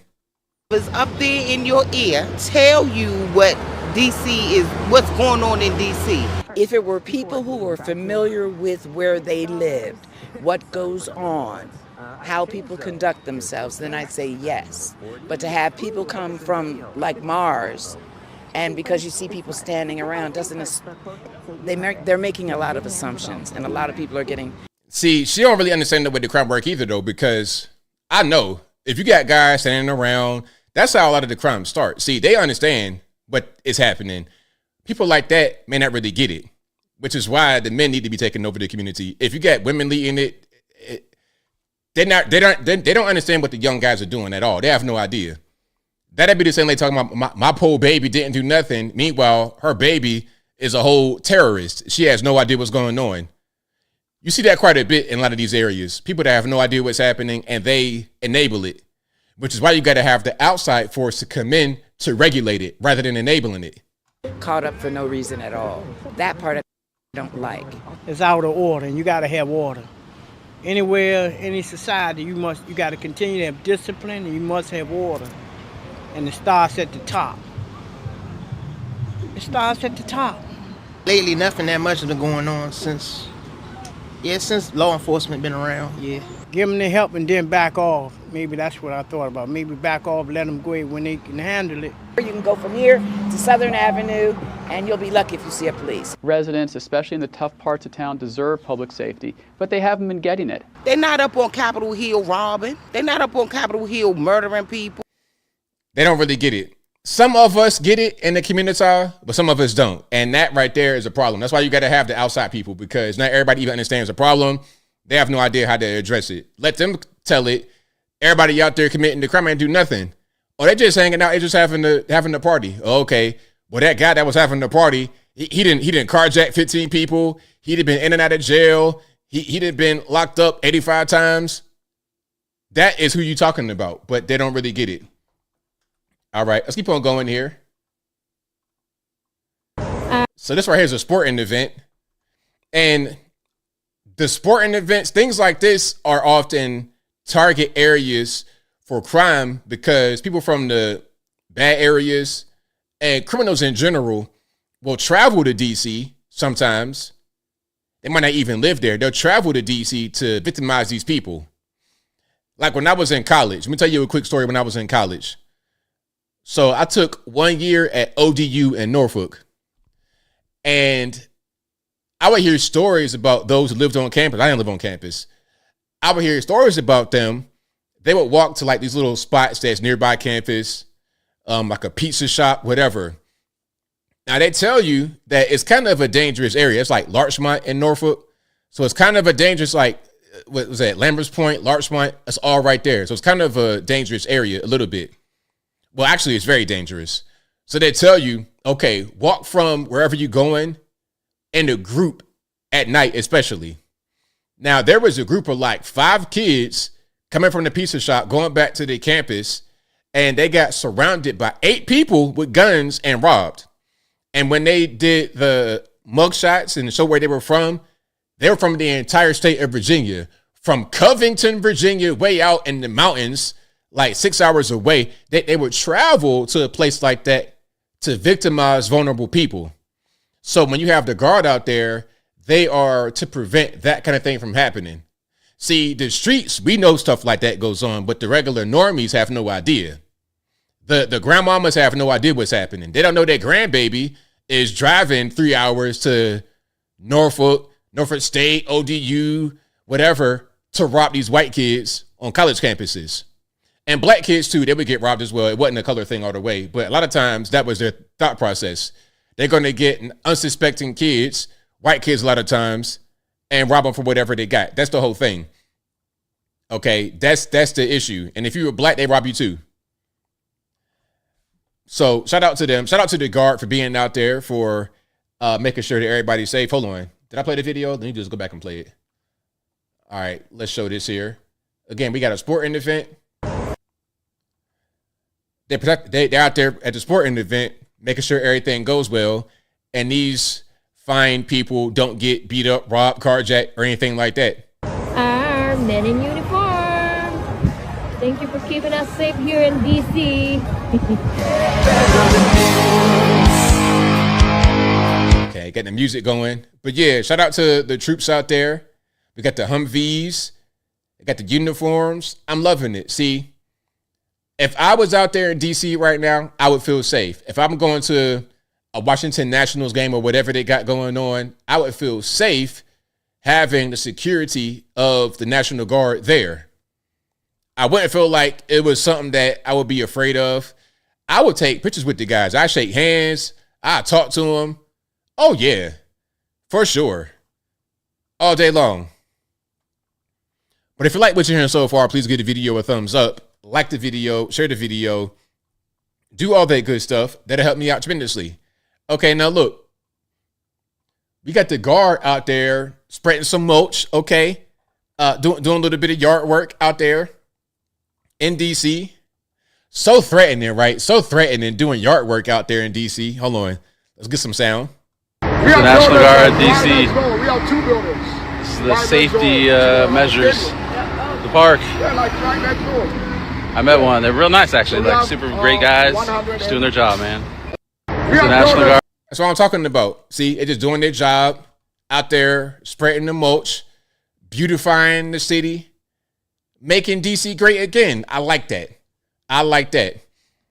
If not the National Guard, there should be a force in all cities that do just this. I'll put it aside in the city budget. You know, security forces that can beautify, put that in the budget. That's what I would do for sure. All day long. All day. I love it. Now we got a 14-year-old in DC who is learning, you know what, we got a new big boss. We got a new sheriff in town. Ain't no more thugging and drugging. Ain't no more just being riffraff, running around, doing whatever you want to do. Nah. We got marshals, we got the guard, we got more, MPD, whatever we need, we got it. What did I do, fool? Somebody record that. Record that. What did I do? What did I do? How old are you, young? Hey, you better stop running. What did I do? He around the What corner. did I do? I'm calling my mother. I can How old stop. are you, young? I'm only 14. What the fuck? Huh? What's up? What the fuck? I'm real 14, bro. Let go of me. Okay, now some people that have no idea about the crime and violence in a lot of these urban inner city areas, they say, oh, he's 14, he's a baby, let him go. That little dude right there will kill you with no problem.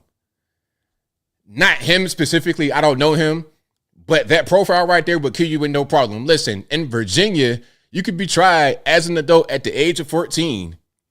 In Virginia, you could be tried as an adult at age 14. They don't see this young man right here as a child. Because they know that age, they crazy, they full of energy, they still kind of like kids, but they violent still. Man, listen, the age right there, don't think this is some kind of child. No. He probably already been locked up before. Okay.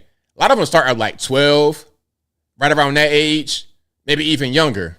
But by 14, if they're already getting arrested, like I said before, again, I don't know this young dude here, but if you can't read on grade level by age 8, 3rd grade, you're pretty much doomed. If you cannot read on grade level by the 3rd grade, age 8, that right there will be you. Typically, they already know what's going to happen. They already see it. They can see your future, which is why I always say education is so important. It's so important. And a lot of these people in DC, they don't have it. They don't have it. I don't know what can be done, what Congress can do, but you got to do something, man, because if you keep allowing this kind of thing to persist, you're going to get more of it. But you know what? I said it before, DC is like a plantation a little bit. And the whole idea of a plantation was you keep a certain underclass to do all these laborious tasks that the higher society doesn't want to do. So when they say stuff like the illegal aliens, oh, they're cleaning your toilets and washing your dishes and cooking your food and this and this and this, that tells me that those who want them don't really want to work for a living. They want to have the lower class do everything. And if you educate them, then they're not with lower class no more. But yeah, shout out to the cops out there. And you got to do something. You got to do something, man. And don't let somebody that's 14 years old or whatever fool you. Okay, there is a certain issue. Okay, now here's Trump talking about what the penalty should be for those who are murdering people in DC. And what do y'all think about that? Let's check this out. By the All right, let's let it load up right quick. And there we go. Let me see. Hold on. Spirit says in the future, children would not speak. Rather, they would just hold up a cell phone to speak to them, to speak for them. Hey, that'd be crazy. You know, people are kind of like becoming integrated with technology. I think that technology is good to use as a tool to assist you, but it shouldn't be something that you become one with. Let's watch some of this.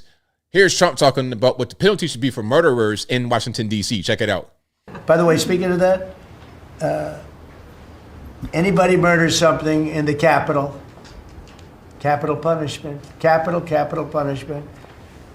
If somebody kills somebody in the Capitol, Washington, D.C., we're going to be seeking the death penalty.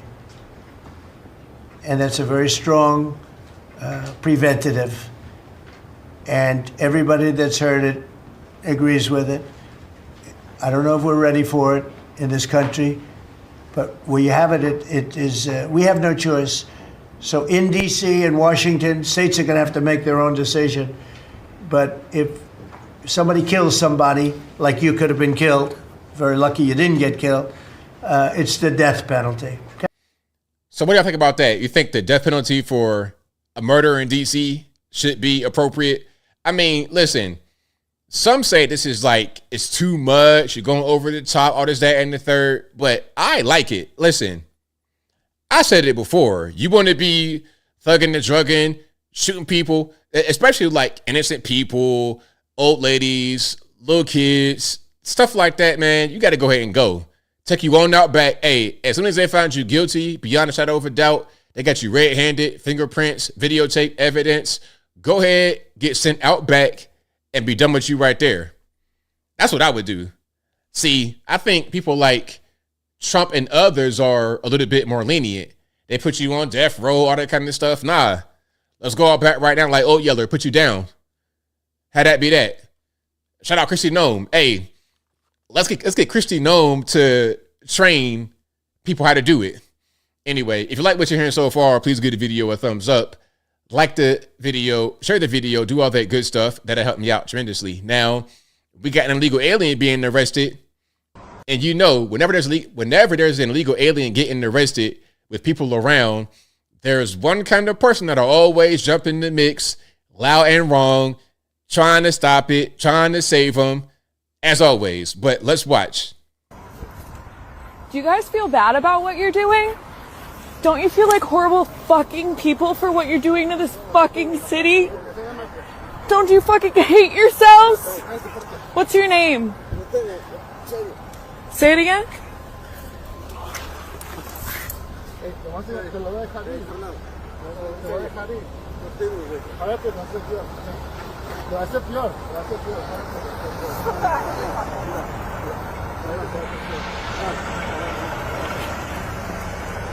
I'm so sorry, sir.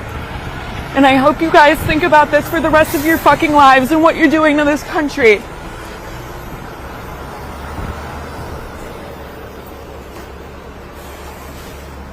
I don't know how the fuck you sleep at night.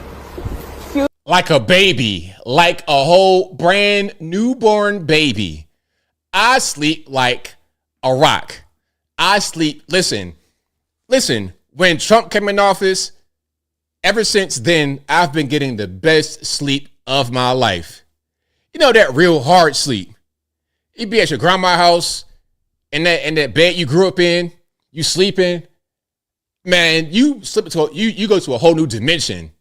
I sleep like the best rest ever. A hot spring in Japan. Just the best rest ever. But hold on, I'm gonna let her finish. I don't know how the fuck you sleep at night. Do you have kids who do this? Yeah. Can you pick that up?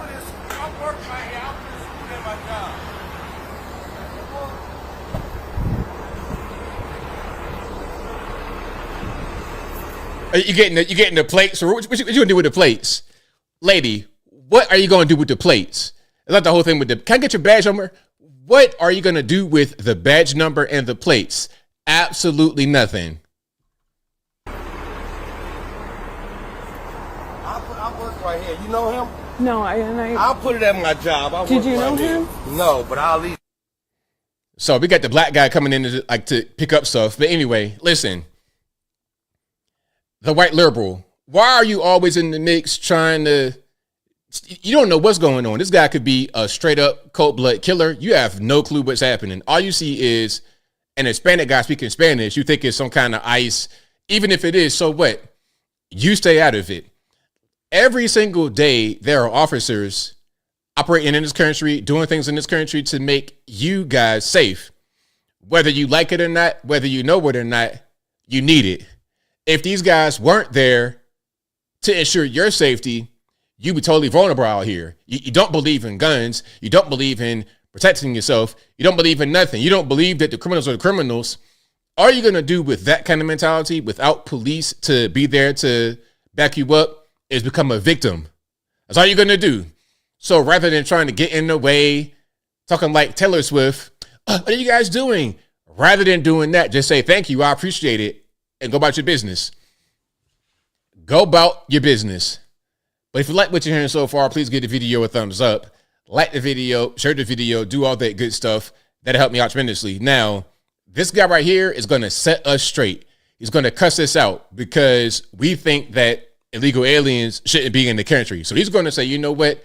How dare you say that someone shouldn't live here? Okay, you ready for it?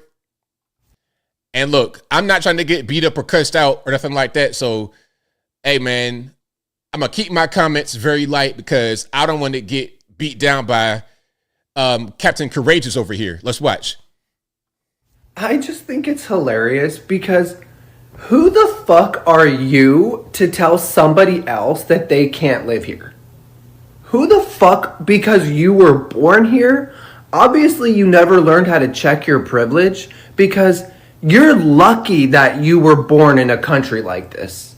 And other people just want to come here and live a prosperous life. And they're not all criminals and nasty bad people. Who the fuck are you to tell somebody else, I'm better than you? I deserve a nice life, you don't. Who the fuck are you to say that? You're disgusting. You're an elitist asshole, and you deserve to be deported. If you genuinely believe that all these deportations are for the best. Like, fuck you, honestly. Fuck you. All right, there we go. Hey, I told you, he cussed us out. He cussed us clean, smooth out. But bro, who am I? I am an American citizen. I'm an American citizen. That's all you need to know. Hey, my name, my gender, my race, that doesn't matter. I am an American, okay? And we have laws in the books, laws that we must follow as Americans. Check it out. If I break the laws here in America as an American, I'm held accountable. Okay? So if someone comes from somewhere else here illegally, well, you're breaking the law, be held accountable. If you commit other crimes while you're here illegally, you're held accountable, just like a regular American citizen. So when you ask, who am I? I'm an American. And why do I have my opinion is because it's the law. The law says you cannot come into the country illegally. What the law says. Follow the law. I would say the exact same thing to my American friends. Follow the law. And if you don't, you're going to be arrested. We saw that 14-year-old black boy boy, quote unquote, in DC getting arrested? Well, the illegal alien from Mexico, China, Africa, Europe, wherever they come from, they are going to be arrested as well if they come to the country illegally, period. Point blank. I don't care about nothing else. So yeah, my man cuts this all the way out. And look, I'm not trying to get beat up, okay? I see the flower, that means flower power on your shirt, okay? I'm seeing the triceps, the biceps. You probably weigh about 125 pounds at 6'5". So I don't want to get beat up. So shout out to him. And if you like what you're hearing so far, please give the video a thumbs up. Like the video, share the video, do all that good stuff. That'll help me out tremendously. All righty. Let's keep on going here. Oh, Gavin. Have you guys seen Gavin? Wait a minute. Okay. In LA. I'm gonna show Gavin Newsom, the governor of California. There's an obvious thing I want to address, but I'm gonna just let him talk right quick, and then I'm gonna address it. In LA, do you think ICE is not going to show up around voting and polling booths to chill participation? You know that. The National Guard, you know that. Everybody knows what's at stake, so we have to put a stake in the ground and do things differently. First of all, are you saying that illegal aliens are voting? Is that what you're saying? I hope not. Maybe you're saying that you have people that are here legally. Maybe they got illegal alien relatives and they're voting. Maybe you're saying that. But what I heard was that illegal aliens are going to be voting. If there is a chilling effect on illegal aliens voting, then it should be, because they shouldn't be voting. You can't be here. You can't be in the country illegally and vote. That's a crime in itself. Now, my next point. What kind of skin color is this? Is this pink? Am I racist for saying that? Don't nobody get offended. Don't nobody get offended. I'm not trying to say white people are pink. Don't, please don't. But that's not his normal skin tone. He looks like this person who is gender. I don't know. I don't know. In California, there appears to be a merging of genders, a gender singularity in California. So this right here, it's a little bit bulldaggery, I guess you would say, but I'm not quite sure. But as far as Gavin, is this pink or is it blue? What is going on here? Are you trying to be Donald Trump, sir? What's next? Are you going to get a blonde wig and throw that on? Are you going to get blonde highlights? Is this going to be Donald Trump 2.0? Do you think if you become this pinkish orange glow like Trump, you could become the next president? Is that the game plan here? Because it ain't going to work, bro. It's only one orange man, and you can't be him. It's only one. So shout out to Orange Man Jr. or Pink Man Jr., Gavin Newsom, or Gavin Newsom, the governor of California. And probably, listen, Gavin, if you can hear me right now, please announce your run. I bet, please run today. Run for the president today. I beg you. Oh my goodness. I would have a field day with Gavin. Every day, it'd be something, man. Pink man, orange man. Okay. And here's a video I wanted to show also. Because some said there was a blue tint on the video. He looked kind of like a, Willy Wonka chocolate factory, a big blueberry. Maybe there was a little bit of a blue tint, but I think the blue tint was added to try and make his skin look less pink. Because you can see right here, there is no blue tint. And I'm looking at pink skin. This is from being out in the sun too much, or you might get a tanning bed to end all tanning beds in your estate in California. You might go into a little chamber and just put that on like 350 for 45, like you were a seared salmon being baked. But anyway, let's watch some of this. I'm sick and tired of Democrats being on the losing end in this country and our democracy being on the losing end. We have got to fight fire with fire. But I understand that's in Prop 50, but you're not saying you think Republicans are going to stop it. I don't think Donald Trump wants another election. You think for a second I have 24 Trump 2028 hats. His folks keep sending me. And you think he's going to run again? The crowd was laughing. He did not like the crowd laughing. Look at my man's face. Hold on. Hear the laugh and then watch his reaction. And y'all are laughing? Excuse me? You think he... The nerve. I can't wait. Hey, Gavin, high five. I cannot wait until you run for president. That is going to just make my whole... That's going to be years of content. I can't wait. So, hey, the sooner you announce, the better. Announce it right now. Announce it on my birthday. That'd be fantastic. Hey, Gavin, my birthday is next month. The 22nd is coming up. It'll be here in less than about 3 weeks. Announce on my birthday. That'd be the best birthday gift ever. Hey, so I got a question. Real talk. What do y'all think is causing Gavin Newsom to look like that? What is it? Is it a tanning bed? Is it going out in the sun? I don't think sunlight does that to you, does it? I think that's tanning bed action right there. Okay, and here's my question: is he trying to become like Trump to get that orange glow? Is that it? What's happening with Gavin? Whatever your thoughts are, let me know in the comments, in the video, in the live chat, also below in the video. All right. That's right, Devin. Joining that 41 club. Absolutely. I'm going to try to stay as youthful as possible. That gray beard, hey, God gave me the gray beard to make me look more serious. Because if I had the clean shave still, or if I had a black beard, I would look too young.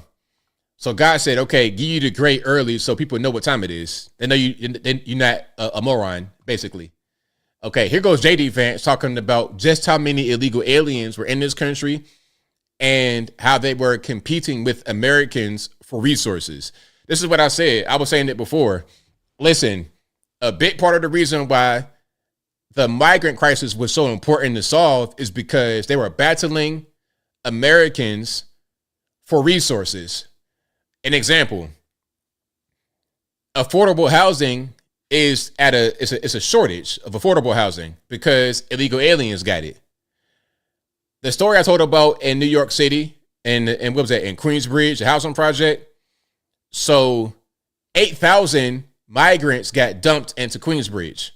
Now, first of all, if you get 8,000 units available or enough units to house 8,000 people, then my question is, was there a waiting list to get into these projects? Because I know with Section 8 housing, reduced cost housing, there's often a waiting list. And in order for you to get into these places, you have to wait years sometimes to get placed. So was there a waiting list? Did the migrants get pushed to the front? And were they favored beyond the regular American citizens trying to find housing? First thing. Second thing, when there was a dinner they had, like an annual dinner, it might have been Thanksgiving, Christmas, whatever. They had an annual dinner. And I think normally they feed like 2,000 people, something like this. Now, the residents of the area, they come out for the dinner like a half hour before, an hour before, to wait in line to eat. The migrants were camped out all night. See, now we're battling for resources. You have enough meals for 2,000 people, but you got 8,000 migrants. And they camped out the whole day, 24 hours before the meal was served. We're battling for resources, housing, jobs. Then it might get down to food and water. This is why the migrants had to go. The left put the migrants in there to reduce inflation. And it probably didn't work. Even if it did, you caused a bunch of other problems. I go to the hospital. I have a gunshot wound in my leg. Now, rather than just fixing that, you shoot me like 5 more times. It's like, okay, you didn't really fix my problem. Okay, I have more problems now. Maybe you did fix my leg, but you didn't do it properly, and I have more issues than if I just would have been patched up the right way. So here's JD Vance talking about the housing crisis and all the illegal aliens who came to the country during the Biden administration. Check it out. Why did housing get so unaffordable for American citizens? Two big problems. Number one, I already talked about, interest rates were too high. Number two, you had way too many people in this country who were competing against American citizens for scarce homes, and that's the illegal immigration problem. Why has housing leveled off over the past 6 months? I really believe the main driver is you've had negative net migration into the United States for the first time in 60 years in this country. You cannot flood the United States of America with 20, 30, 40 million people who have no legal right to be here, have them compete against young American families for homes and not expect the price to skyrocket. It's as simple as supply and demand. You increase the demand, you're going to increase the price. Why did housing... Very simple. Very simple. You're going to increase the demand, therefore increasing the price when you bring in 20 million illegal aliens. Because they got to live somewhere. They got to live somewhere. So where else are they going to live? And I said it years ago, and I've been saying it for years, that the illegal aliens go straight to the black community. They go to the poorest part of the town, which is often a black area. So now you're competing directly with black Americans for resources often, and white Americans too. You're competing with Americans in general, but more so, in my opinion, you compete with black Americans in a lot of these places. But I'm to be told that it's racist to be against the migration. It's racist to be against migrants coming into the country. Why is it racist? It's racist to allow them to be here. It's un-American to allow them to be here. Okay, so here's Mayor Mohawk out there in Chicago. Brandon Johnson talking about the Chicago issue. Okay, oh, we don't want the guard. We don't want the guard. When you say we, who is we? Exactly, Brandon Johnson. When you say we don't want the guard, who exactly is we? We do not want to see tanks in our streets. We do not want to see families ripped apart. We do not want grandmothers thrown into the back of unmarked vans. We don't want to see homeless Chicagoans harassed or disappeared by federal agents. We don't want to see Chicagoans arrested for sitting on their porch. That's not who we are as a city. We do not want to see. So what do y'all think?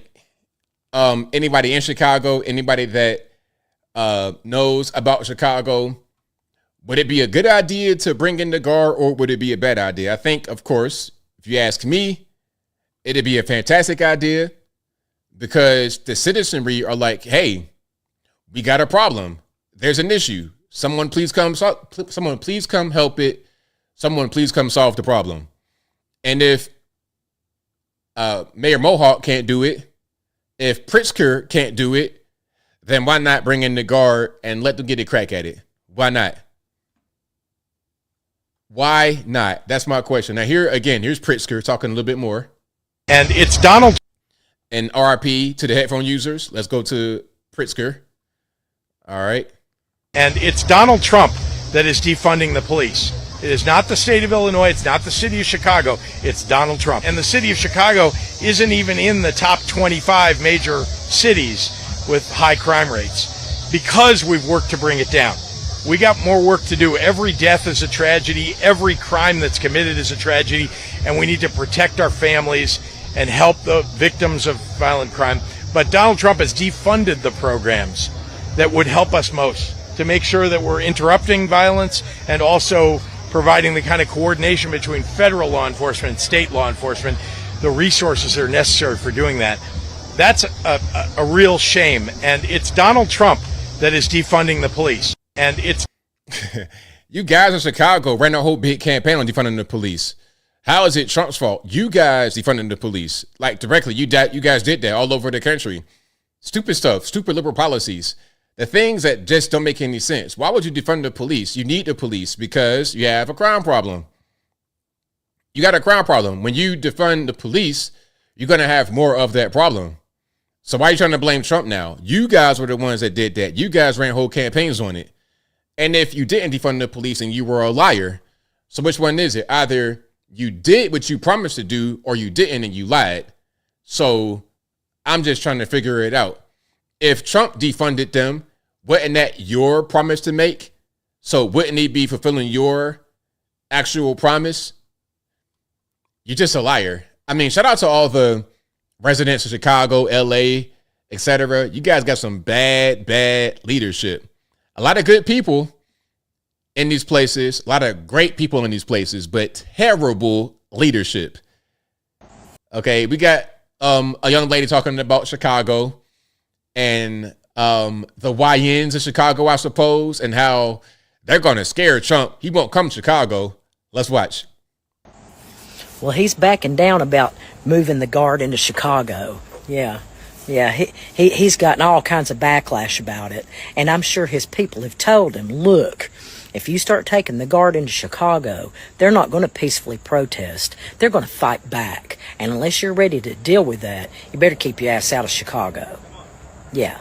Well, he's come out and said that he doesn't want to go where he's not invited, and that even though they're crooked, they've got a crooked governor and crooked mayor and so much crime in that city, he's not going to go unless he's invited.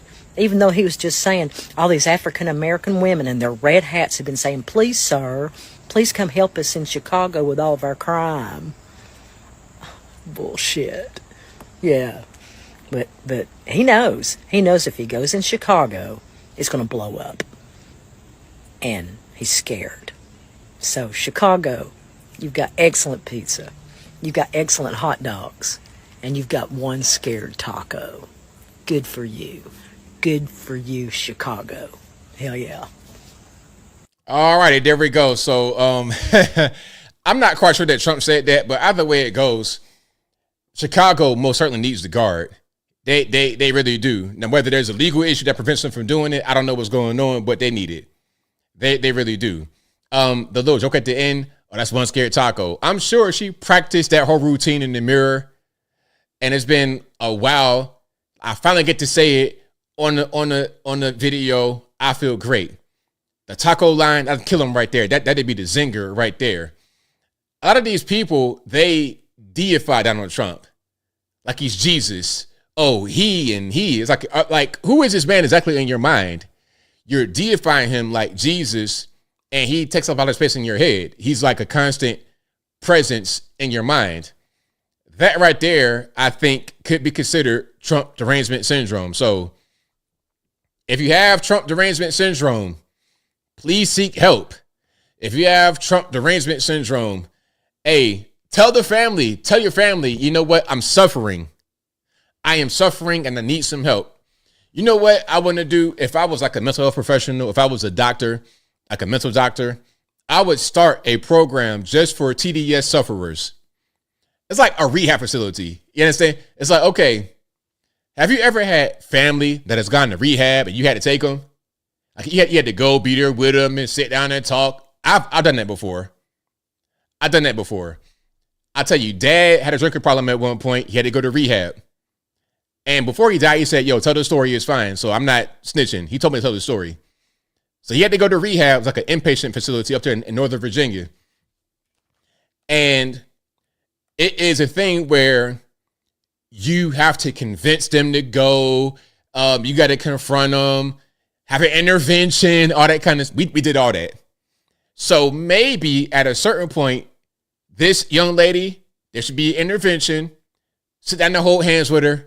Mama, we're watching your Facebook posts. We're concerned about you. We think you have TDS. There's this nice man named ABL in Tennessee. He'll take good care of you, okay, at the Trump Derangement Syndrome Facility, TDSF Incorporated. Take her out there and she'll be good to go. 6 months to a year. Ain't gonna be no more Trump Derangement Syndrome. She's not gonna say Orange Man bad no more. I got her. Don't worry about it. But if you like what you're hearing so far, please give the video a thumbs up. We got a few more here. Oh, this was funny. Is America the greatest country in the world? Yay or nay? Now, y'all know me. I'm Captain America. I am Captain. Look, I got the flags right here. I got the Constitution right here. Y'all, I love America. I like it. I love it. I want more of it. We the best. We are the best. Ain't nobody close. China could never. Australia, parts of Europe, Africa, South America, Canada could never. Mexico could never. We are the best. And I think even those who hate America, even those who want to be socialists and communists and all the is, all the obes, whatever they want, I think even they know that we are the best. All right. Let's watch this, and you're going to see what I'm talking about in live action. Let's watch. Is America the greatest country in the world? No. If you were offered a one-way ticket to leave the country, never come back, but it's all expenses paid, would you accept that offer? I don't think that I would leave. I wouldn't leave either. Is America... That's funny. So look, he's asking you, hey, is America the best country on planet Earth? Nah, it's not the best. Hey, if I gave you all expenses paid, I'll take care of everything, you could just leave America, would you do it? Exactly. We're going to start stuttering now because you realize that ain't no place like America. No place like it. Where are you going to go? You're going to go to France? You're going to go to France and go to Paris looking like Seattle, Washington? You're going to go to UK? Okay, you're going to get stabbed up by a dude named Muhammad. You're going to go, where are we going? Are you going to Japan? You don't speak no Japanese. Where would you actually go? Australia? Shout out to Australia. But hey, you got them spiders looking like tanks. The spiders are the size of cats in Australia. The snakes coming through your toilet at night. You go to Australia, you live there, you in your bed sleep, and then out of nowhere you hear a slithering sound. Shh, shh, shh, shh, shh. Is it paper shuffling? Who's in here like shuffling a deck of cards? Shh, shh, shh, shh, shh. You get up out the bed, you step on the ground, you feel scales and slime. It's like, oh Lord, here we go. You got a snake. You got the biggest snake you ever seen in your life right in your bedroom. And he's curled up, ready to strike. What are you going to do? You would just wish you could just teleport right back to your comfy home in Austin, Texas, wherever you live at, and be back in the best country on planet Earth. You wish you could do that. When you get that huntsman spider on top of your forehead at night, you're going to wish you were back in America. Clap your heels 3 times and come on back to Kansas. So yeah, we're the best. Everybody knows it, even those who want to try to hate on it. Okay. Now for her, I think she absolutely knows that this is the best country on planet Earth because nowhere else in this world, at least I don't think there's a place that exists like it. Can you just not work, say you don't want to work, and still be fat? The reason why I ain't got a job, because I ain't never had a job, and I don't know what it feels like to work. So how would I be able to cope with working if I ain't never had a job? How would I be able to work if I ain't never had a job? Like, I don't know how to work. I ain't never had a job in my life. So how would I work?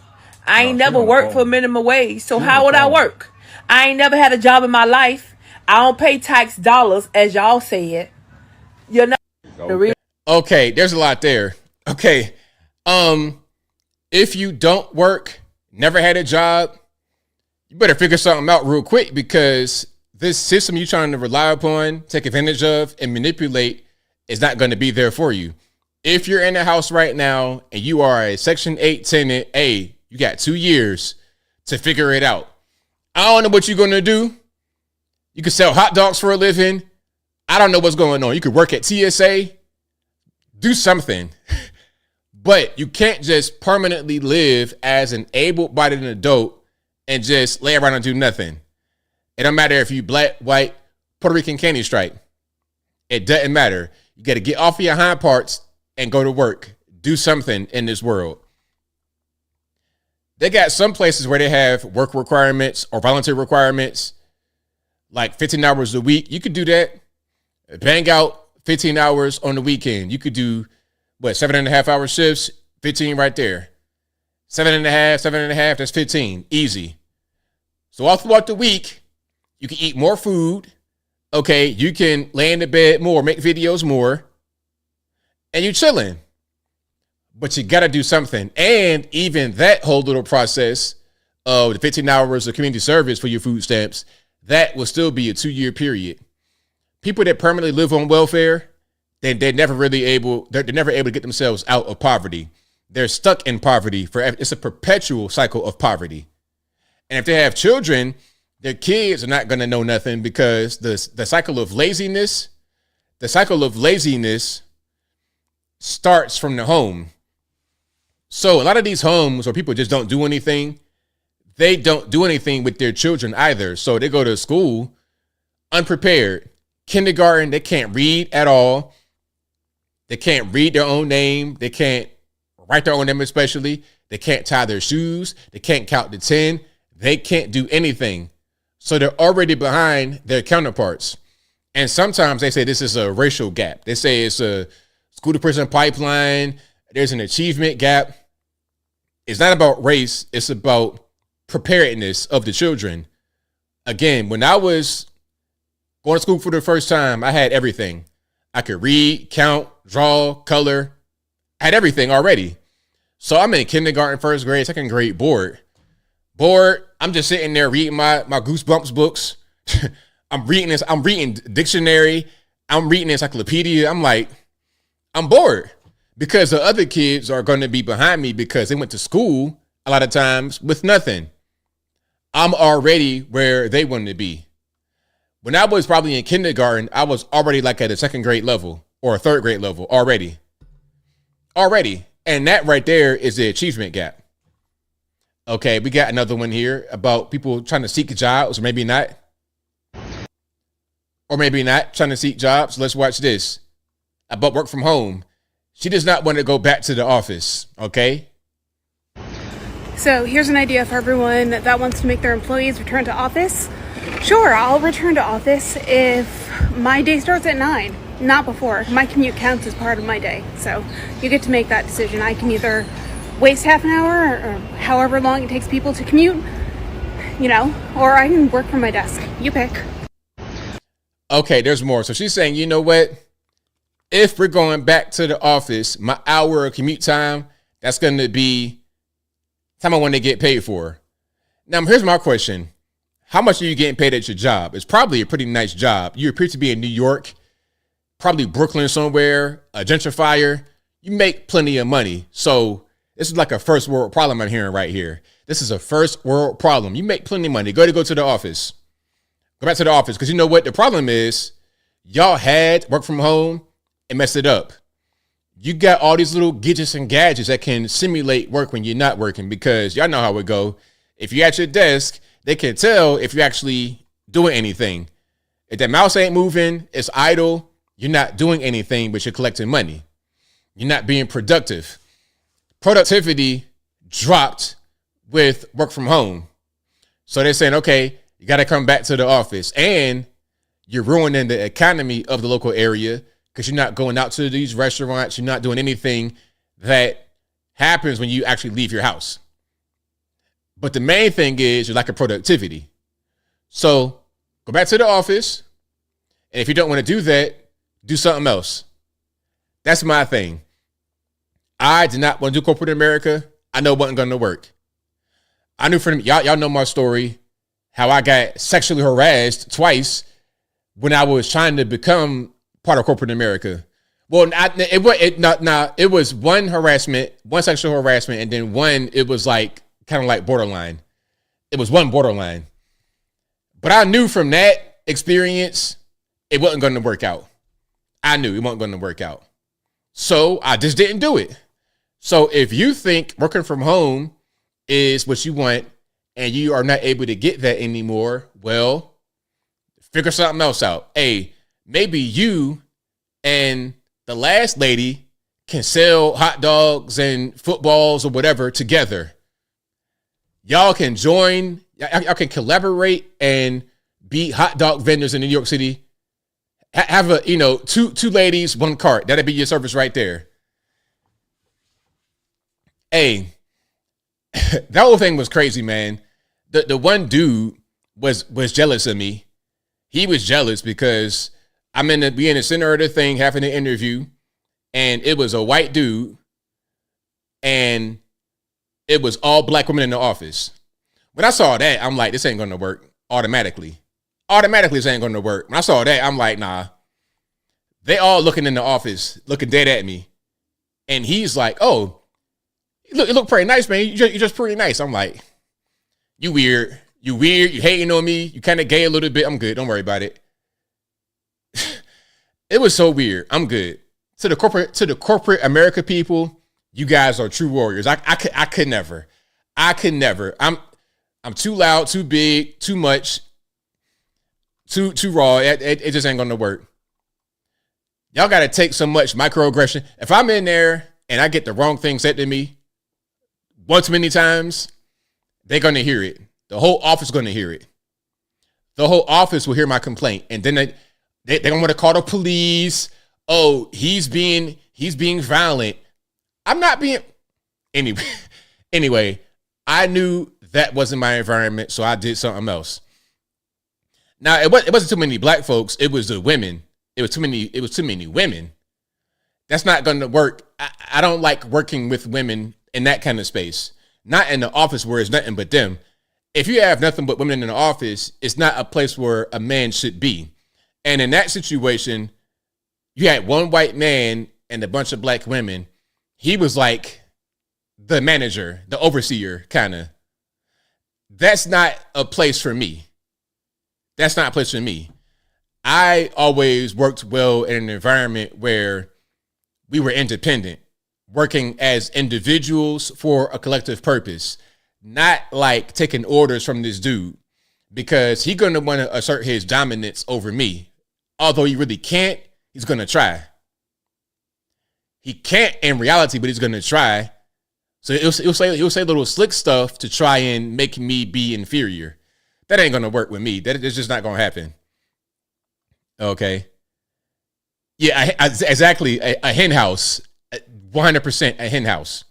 And the other guy, the other woman, it was a white woman. I told the story before. I'm going to tell it again. And then I get to the next video. It was a woman. I had 3 interviews with her. The first interview was cool, but I'm naturally charming. So she's laughing already.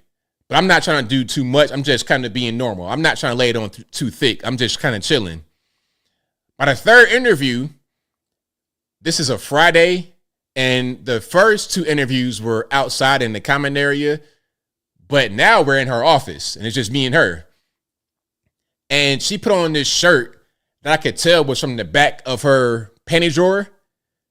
I'm talking about, it's wrinkled. It's like, lady, do you own an iron or a steamer or something? It was wrinkled, had like lace on it, and I could tell she wanted me to see the dress because she was like acting kind of bashful. Lady got to be 50-something years old. I'm like 20-something years old. She was bashful, like trying to play coy with this lace on. I'm like, I'm good. I'm good. I'm not trying to fornicate with this lady to get this job. But anyway, when I experienced that, I'm like, you know what? I don't belong in corporate America. I need to just be independent. And I've been that way for 20 years. So that's my story. Anyway. What are they spending with EBT, SNAP, etc.? I just learned so much about EBT or SNAP or whatever, and I'm kind of pissed off. Posted in one of my mom groups, tell me all of your EBT tips and tricks to get the most out of it. So honestly, just curious because I've never had like benefits or anything like that. Read through the comments and I started to get really annoyed because I have worked very, very hard since I was 14 years old and paid into this for people to basically be abusing the system. Now, don't get me wrong. If you are a family or a single mom or single dad and you genuinely can't afford food or to feed your family or whatever, and you need these benefits, no judgment at all. However, the people in these comments that are just abusing it was wild. Did you know that if you have EBT that you can get high-speed Wi-Fi from Xfinity for $15 a month? It's pretty fucked up because I pay over $100 a month for mine. They get half off of Amazon Prime. Why? Because... What? Really? Half off Amazon Prime? why do you have Amazon Prime if you're on government assistance? Do you need that? Really? Do you really need that? Do you need that random Chinese trinket 2 days faster? Do you really need that? Having your things delivered to you within 2 days is essential. It's a survival need. Don't think so. Walmart delivery, Target Circle, Shipped, DoorDash, they all offer discounts for EBT. That to me is wild. So you can go and be lazy and spend your money on having whatever crap delivered to your door. That to me is a luxury. That's a luxury. Most museums, aquariums, and zoos are anywhere between $1 to $3 to enter. Again, these are luxury things. I don't take my kid to the museum every day because she needs to be entertained. These are special treats. We went on her birthday. We'll go for special occasions. Why do you deserve to go for $2 and I have to pay $25? Discounted Xbox Game Pass. What? Game Pass? So we playing video games. We getting Amazon Prime. And PlayStation Plus. Are you fucking kidding me? This is what I'm saying by abusing the system. You're getting your EBT benefits, whatever, SNAP benefits, and you're not using it because you can't afford to feed your family. And those of you who are using it for that reason, great, fine. You need it, that's whatever.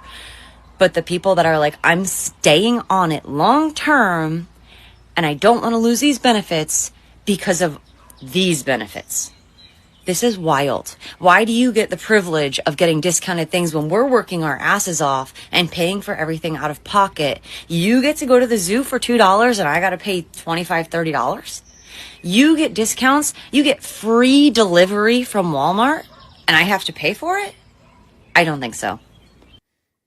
That is totally crazy. And you know what? This makes me think that the whole food stamp thing has morphed into a thing where people can just live differently than everybody else and everyone else pays for it. So you want to be on food stamps, you're able to get all the creature comforts of those who have more money, those who work harder, those who have better jobs, better skills than you for less than what they get it. And again, it comes at the expense of the taxpayer. So I don't think I should pay for people to have Xbox and PlayStation and stuff like that. Amazon Prime, do you need that? Do you really need that? Like when I was broke, had no money, I didn't play Xbox and I didn't have Amazon Prime and have food brought to my house. So you get to have free deliveries. You only got to go to the store no more. You get free deliveries. And you know what? Here's something else. The funniest thing. People say there's a food desert.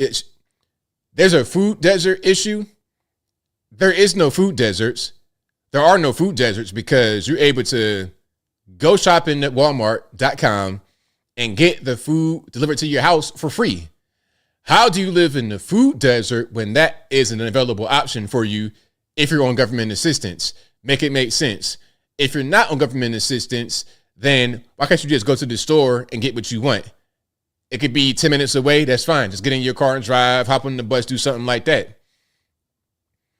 So yeah, a lot of what they say about people in this country, oh, well, it's a food desert and they don't have it. It's just a bunch of nonsense. Don't believe anybody when they say they live in the food desert and they can't do this and they can't do that. It's just victimhood narratives that they want to tell you, that they want to preach to you that are not really genuine at all.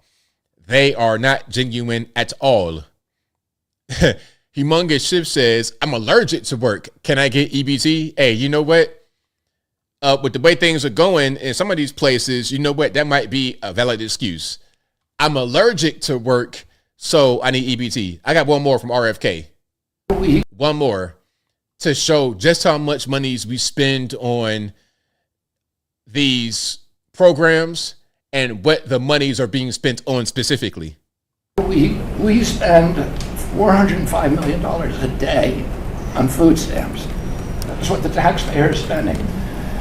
10% is going to sugar drinks. Another 8% is going to candies. So we are poisoning 60% of our kids who are getting food stamps, the poorest kids, the kids who can least afford to get sick, and we are poisoning them, we're giving them diabetes, and then we're paying for it up front with food stamps, we're paying for it again with Medicaid, the rest of their lives. So let me just read some of these numbers right here. Okay, so we spend $405 million a day on food stamps. 10% is going to sugary drinks. Another 8% is going to candies. So you're poisoning 60% of our kids who are getting food stamps. See, that's a thing. 60% of the kids, 60% of the food stamps are supposed to be going to kids. And a lot of the food, quote unquote food they're consuming is just straight up garbage. Stuff that's dangerous for them, things they shouldn't be consuming at all. Okay, that's what's going on. So again, shout out to RFK Jr. for that. Now, one more. I almost forgot. I do want to show this one. So, would you pay $17 for a Whopper? In San Francisco, California, of course. $17 for a Whopper. $17 for a Whopper in San Francisco. So, look, the regular Whopper, $17.97 for the meal. Okay, for the sandwich by itself, $8.87. Just for the sandwich by itself, $8.87 at Burger King. Okay, you want a double Whopper? For the meal, $19.08. For the sandwich, $10.53 for a sandwich at Burger King. Now, the biggest one they have, the Bacon King, it's $11.09 for the actual sandwich by itself, $19.08 for the meal. Triple Whopper, $21.39 for the meal, $12.19 for a sandwich by itself. Some people say, "Oh, it's expensive. It's too expensive to get produce, ABL." I mean, of course, it'd be cheaper in not California, anywhere else. These would not be the prices in somewhere else. But you can see just how expensive things are. And of course, it'd be like that, not just because it's California, but because you get people that want $15 an hour. If you want $15 an hour to flip burgers at McDonald's, Burger King, KFC, whatever, if you want that kind of money, you're going to have to pay more for the actual products. You can't have the dollar menu and stuff like that when you're paying people $20 to flip burgers. And you know what? You know what it cause the prices to go down or to not accelerate more? Automation. They're going to look at okay, you guys want $25 to flip burgers. How about I just get a machine to do it? We already got the automated tellers. Back in the day, we had Wawa. We still got Wawa now, but back in the day, it was kind of state of the art. You could just go in there and just push buttons to order your sandwich, and they make it for you. But now you could just go to the drive-thru and talk to AI and get your order done. And then they're going to eventually have machines in the back that can make the food right there. So you're going to have a very slim crew with automation. That'd be the end result of wanting a lot of monies for these jobs. All right, so that's what that is. So yeah, shout out to you. Of course, and that's right. Hold on. Drumstick says it's because California takes EBT for hot food. Yep, there you go. Hot fast food. Exactly.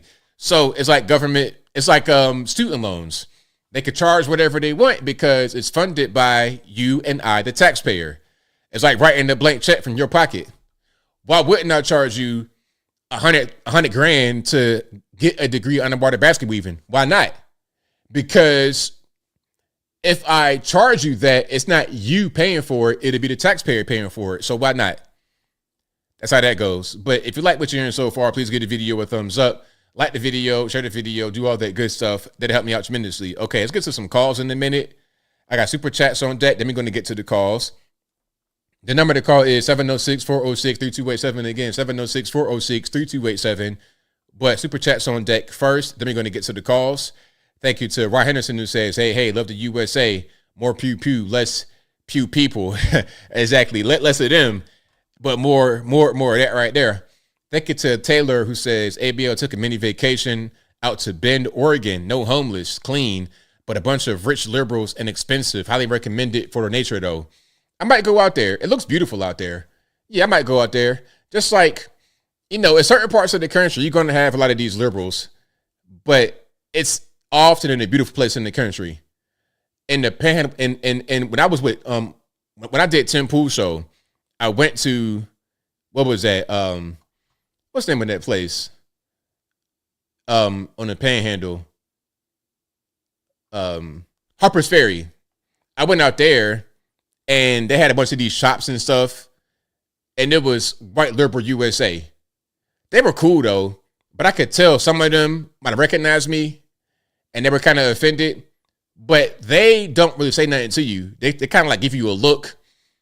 They give you a look like they think you don't know what they're talking about when they look at you like that. The look is like they think you don't recognize what they're doing with their face, but I see them. It's like a demon hiding in plain sight. I see you, sir. I see the horns right here. So some were like that, but others were cool. But ultimately, I tried to avoid them. I was just experiencing nature. So I go to Bend to experience the nature, but I want to avoid those liberals as much as possible. Hey, so in a place like that, hey, give me the tablet interface, the AI. I don't want to talk to no white liberal that is going to just be a nuisance.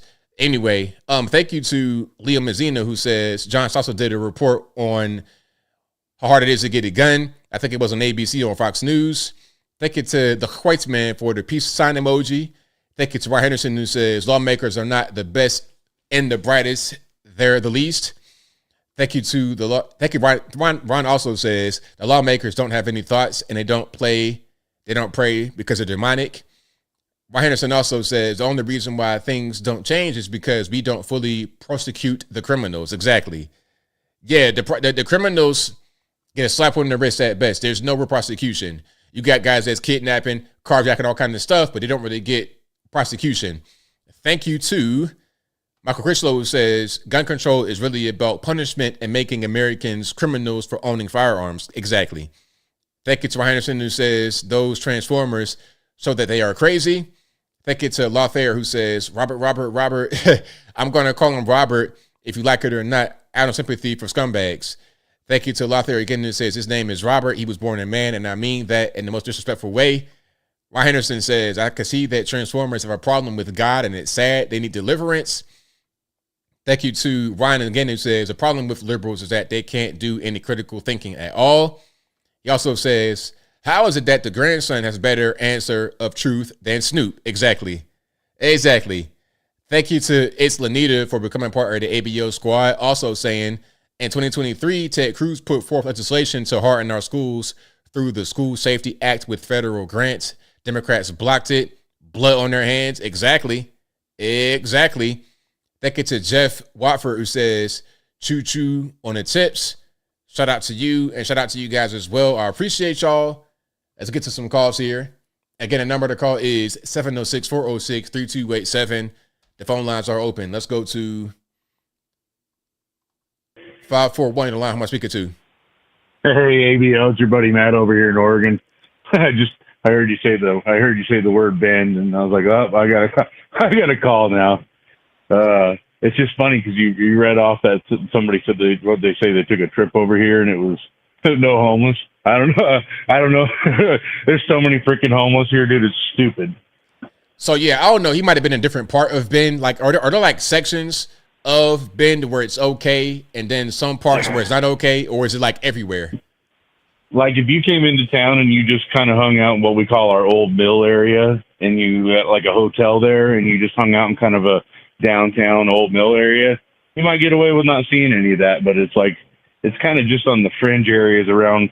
Like they've pushed them out of town, and so now now they're out on BLM land, and now BLM's having a problem, and they're causing fires. So, yeah, Ben's a mess, dude. Don't come. Don't come, bro. I mean, you can come, but, like, no, like, it doesn't need to grow anymore. Yeah, I was born here, man. It's gotten pretty bad. That's so unfortunate, man, because, you know, that part of the country is nice, it's beautiful, but these people coming to these places ruining it. So it's terrible, man. It's really unfortunate. Well, I'm trying to figure out why you'd want to be homeless here, man. Like, you got like 3 real solid months of like sunny weather. I mean, it's pretty sunny on this side of the mountain. Like, when people think of Oregon, they think of clouds and gloom and stuff, but that's over in Portland and Salem and Eugene and stuff. But when you get over on my side of the mountain, over in Central Oregon, it's pretty sunny. Even when it's cold as crap outside, it's still sunny, man.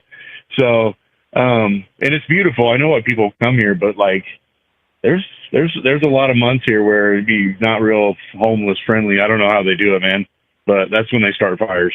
So we're dealing with a 23,000 acre fire right now, just basically right up the street from my house, dude. And it was started by homeless.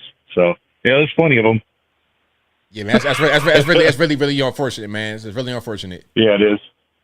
But yeah, if you ever come out this way, man, I'll give a little heads up, holler, man. I'll show you around a little bit. You don't got to hang out with me a ton or anything, like, because you don't know me, but I'll at least give you some guidance. Well, thank you for that, man. I definitely appreciate you. If I come out there, I'll let you know, boss. Yeah, absolutely, dude. Well, anyways, man, I was listening and wasn't expecting to call. You know, I only call every so often, but yeah, I had to kind of say something about Ben, because being born and raised here, man, I feel like if there's somebody who can speak on it, it's definitely myself. So, thank you for your call, man. Definitely appreciate you. Absolutely, buddy. You have a good day, man. I appreciate you. All right, same to you. All right, shout out to the caller. Yeah, Ben Dorgan. Yeah, a lot of them homeless out there starting fires. I'm reading about that, actually. People starting fires. It's like, man, y'all are becoming a whole biohazard. You need to get up out of here immediately. But shout out to you guys again for calling. The number to call again, 706-406. There it is, 706-406-3287. 734, the line. Who am I speaking to? Hi, it's Taisha from Michigan. How are you doing? I'm well. About yourself? I'm good. So my comment was regarding the death penalty and Trump. I agree with it. Maybe it'll make, some of these people start thinking twice about some of the senseless killing that they're doing, especially because a lot of the times it'd be about maybe somebody robbing someone and then maybe shooting them, or maybe going in their house. It's just senseless. There's no real reason for the killing. So maybe they'll think twice, knowing that they'll get the death penalty. That's a really good point. And I think that needs to happen, because too many murders, too many senseless killings. And a lot of times they think it's not really a big deal. Slap on the wrist, they might get a little bit of time, so they're more likely to do it. But if they say, okay, a murder gets you put on the death row, maybe they'll think twice. Yeah, because a lot of them is not even scared of prison anymore. I mean, it's in rap songs. It's cool to them, so they're not even scared of it. And then my second comment was regarding that lady that was recording that guy getting arrested. I think a lot of them should really start minding their business. I just seen this video like 2 days ago of this guy recording this guy getting arrested from just the police. He came outside with the police arresting him, so he was screaming, saying it was ICE, and they was trying to arrest a hardworking, person. So another police came up to him and said, hey, we're arresting him for a sexual crime against a minor.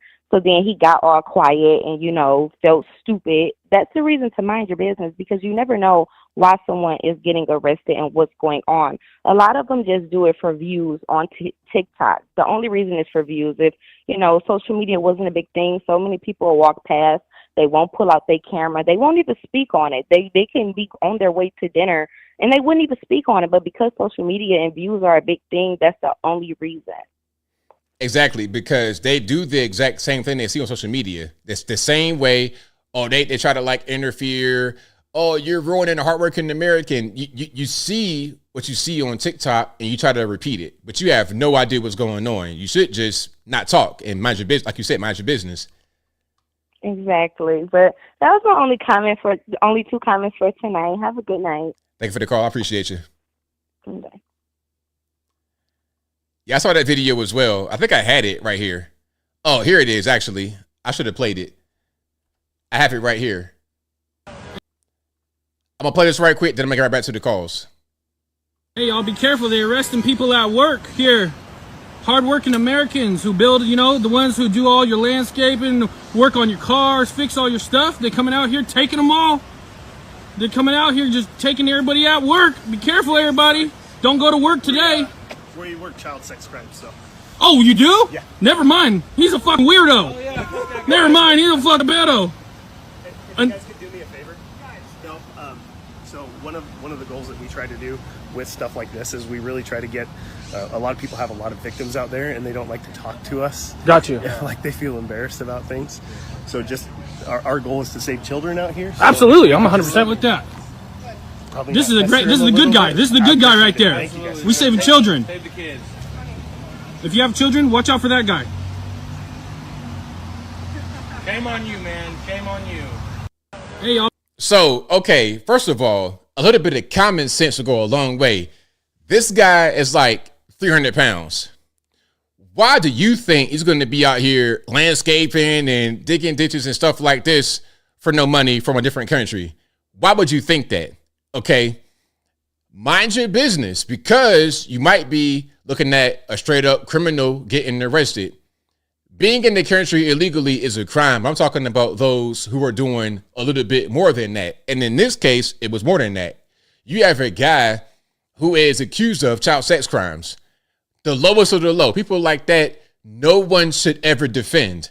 I'm talking about not just send them to the penitentiary, but take them on out back and be done with it. So again, mind your business. Stop trying to be some kind of hero on social media and let the police do their job. Shout out to him. Shout out to the officer, not the dude that was recording or the dude that was getting arrested. 304, you're the line. Who am I speaking to? Hey, this is M Dub from the chat section. All righty, what's happening? Hey, I had mentioned that you had talked about folks that become institutionalized can actually come out to be actually really good citizens. I had a local customer that he joined the Navy at 40 years old today. Wow. Yesterday, sorry. Really proud of him out here in West Virginia. So yeah, some folks are hoping to get moving in the right direction, and I wish them best of luck. And hopefully more folks are willing to do that for their family. I hope so. Like in America, you can redeem yourself. In other parts of the world, it's a lot more difficult. You might not be able to do it, but in America, you can become whatever you want. You can redeem yourself. You can come back from a mistake, and I love it.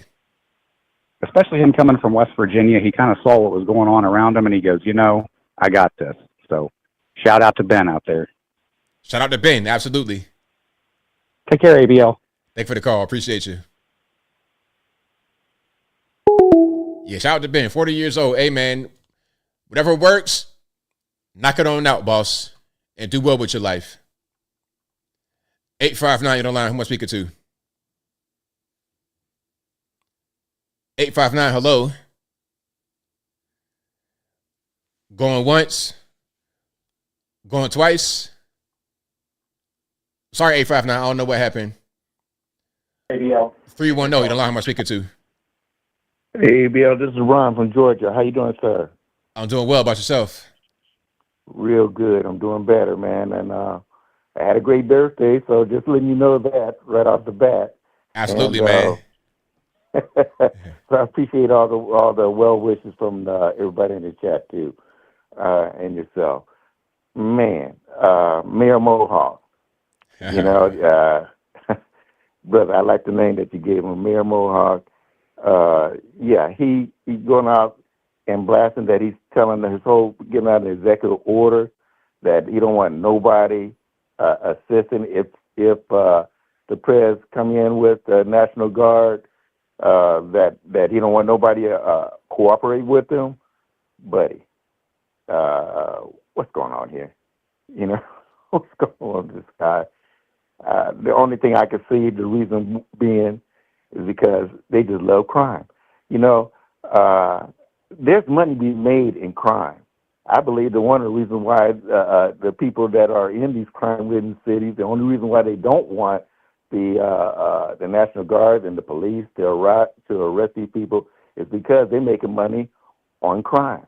They're making money on selling drugs to the less fortunate. That they would take our food stamp money and buy drugs for that. They're making money on that. Making money taking advantage of these people who are ignorant to the fact that they could do better. They're making money on that, and even the Mayor Moore, he's making money. And they say, we're talking about we want this. No, it's not we. It's you and your city council cronies who are all in there who's making money off of the illegal things going on over there with the illegal aliens and all the free money that they getting away with, you know, and to the point that the citizens are being affected. I'm telling you, and that lady talking about that they got something for Chicago. I mean, Chicago got something for the National Guard. I'm sorry, the National Guard have weapons and they can shoot straight, not randomly. They're gonna go where the bullets are coming, you know, and they're gonna put it down and they're gonna put it down correct. And so they need to get that out of their mind to think that they're going to just go ahead and flare up and rail up, and it's not going to be the same thing. I'm sorry. And as far as like even with Gavin Newsom, you know, I thought it was hilarious that he said, "Oh, you know, it's going to affect the elections." Yeah, it's going to affect the elections when you stop these illegals from voting in there. Oh yeah, that they don't check their ID. Oh yeah, it's going to affect it all right. Maybe that'll affect it so much that there'll be a total swing that it'll become a red state instead of a blue state with these other idiots out of there. I mean, it's possible, not likely, but it is a possibility. I mean, at one point, California was a red state. At one point, it was, and at that point, we didn't have homeless all over the place. Crime always going on, you know, and poor people is always there, but it's nothing like the way it is today. But you know, that's crazy. And the president talking about, you know, you go ahead and kill somebody in D.C. that capital punishment. Oh yeah, I believe just like what you said, bro, is that when it happens, you've been judged by your peers. We got videotapes and everything. Ain't none of that waiting in jail, getting beans and fries and everything like that. No, we're not going to waste our time with last meal. It's just guilty, out the door. We could put them in a wetsuit, you know, to keep the blood in and everything. And no mess, no fuss. There, you know, get a backhoe, put you down. There you go. You know what I'm saying?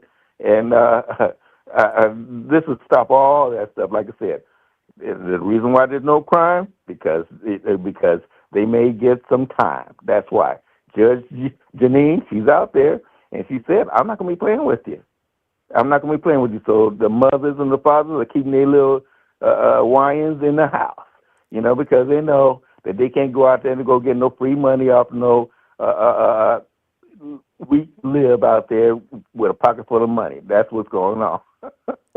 So anyway, I just say praise God for what they're doing. It's sad, but we gotta do it. We gotta do it. I mean, these people are demonic, and it's sad how they're doing our country, how they want to do our country. But you know what? The real Americans are fighting back. Support our president. Support what he's doing. You know what? Stay up for the right, people. Stay up for the right. You know, God is still on the throne. I don't care how these demons are railing. That's the reason why they're railing, because they see it coming. That's why you even got that other person going berserk because he saw Jesus' name. Why? Because he's a demon, and they all fear the truth. But anyway, God bless you, my brother. God bless everybody in the chat. Hey, God bless America. We can do it. Keep positive, and positive things will happen. God bless you, my brother. Thanks for the call. Appreciate you. You too, sir. Bye-bye. Great call. Fantastic call. Fantastic call. Let's keep rocking here. 859, you're the line. Who am I speaking to? Yo, what's up? It's your Luciferian Libertarian friend here. How's it going, buddy? It's all good, man. What's going on? All right. I've been watching the show, relaxing and working and driving around, man, and not just enjoying the show. And I want to give my 2 cents in. And of course, you probably saw my comment. His name is Robert. Of course his name is Robert. He's always been Robert, and I mean that in the most disrespectful way. I want to make a rant about my community, if you don't mind. All right, go ahead. I understand, because to be honest with you, you have your thoughts on your community. I want to have some of my community. As a bisexual male back in the day, I am disgusted with this whole pronoun stuff, and we need to respect these. So the guy shut up a school. We are not going to give respect to people who do things like that. We didn't give respect to Hitler. We didn't give respect to Jeffrey Dahmer, and we definitely did not give respect to any of these serial killers. So it disgusts me that somebody in my community are more concerned about the pronouns than the dead bodies on the ground. It's sad and it's horrible that we've grown to the point that I am excluded from my community because I think drag queen story hour is inappropriate. I think it's horrible. I think transitioning minors is disgusting and very, very dangerous because you're putting chemicals into a kid and not even diagnosing him with gender dysphoria. What is wrong? See, when I was a kid, I was diagnosed with some things, right? I'm not exactly proud of it, but looking at the movie Clockwork Orange was kind of my youth, and being around, like, bad neighborhoods is not exactly the best environment. See, the psychiatrist and therapist worked with me to fix these problems, right? These days, they're doing the opposite. They're shoving the chemicals in the kids' faces as they take it and altering their body in their mind, and that doesn't make any sense. So they're doing the opposite of helping them. They're letting them have their delusion and live in that delusion instead of fixing the problem. And it's sad. It is sad and frustrating seeing this happening right in front of me, and the liberals, the politician liberals, are doing this. They're destroying every community they touch. And it's sad. It really is. It's terrible. It is. And that's the thing is, I would never thought in my lifetime, as a person who was the anti-Bush leftist back in early 2000s, it was, marching for gay rights and disagreeing with conservatives. Now I'm on the side of conservatives on this point. I'm sorry, you don't need to put minors and kids in the exact same room with a drag queen who has a lifestyle as a rock star. I'm sorry, I don't think a 5-year-old kid should be hanging out with the band Motley Crue.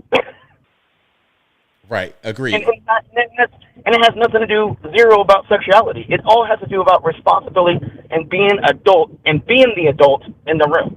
And the sad part is, I have to be the adult in the room, and everybody calls me a bigot or fascist or whatever, living in these liberal towns, and they don't know the half of it, and they don't even know what they're talking about, ABO. It's frustrating. It really is. Thank you very much for letting me rant, ABO. You're awesome. I appreciate your content. And you know what? And that's the thing is, I agree with you, man. We need more armed security in these places. If somebody demands the armed security, if people want the armed security because it's not safe, it's supposed to be that way. And I get people have they're paranoid having the National Guard in certain areas. But man, if things are going bad, you need any help you can. Thank you very much, ABL. I appreciate it. Luciferian Libertarian out. Much love, bro. Thanks for the call, man. Appreciate it. No problem, bud. All right, great call. Let's keep on rocking and rolling here. Let's go to 262. You know, line. Who am I speaking to? Hey, what's going on, ABL? Not so much, man. What's happening? Well, I watched that Snoop Dogg, like not wanting to go to the movies. Yeah. Is that what that story is about? Well, he went to the movies with his grandson, and they had an LGBT issue in the movie. It was a children's movie. He just didn't like the fact that was in there.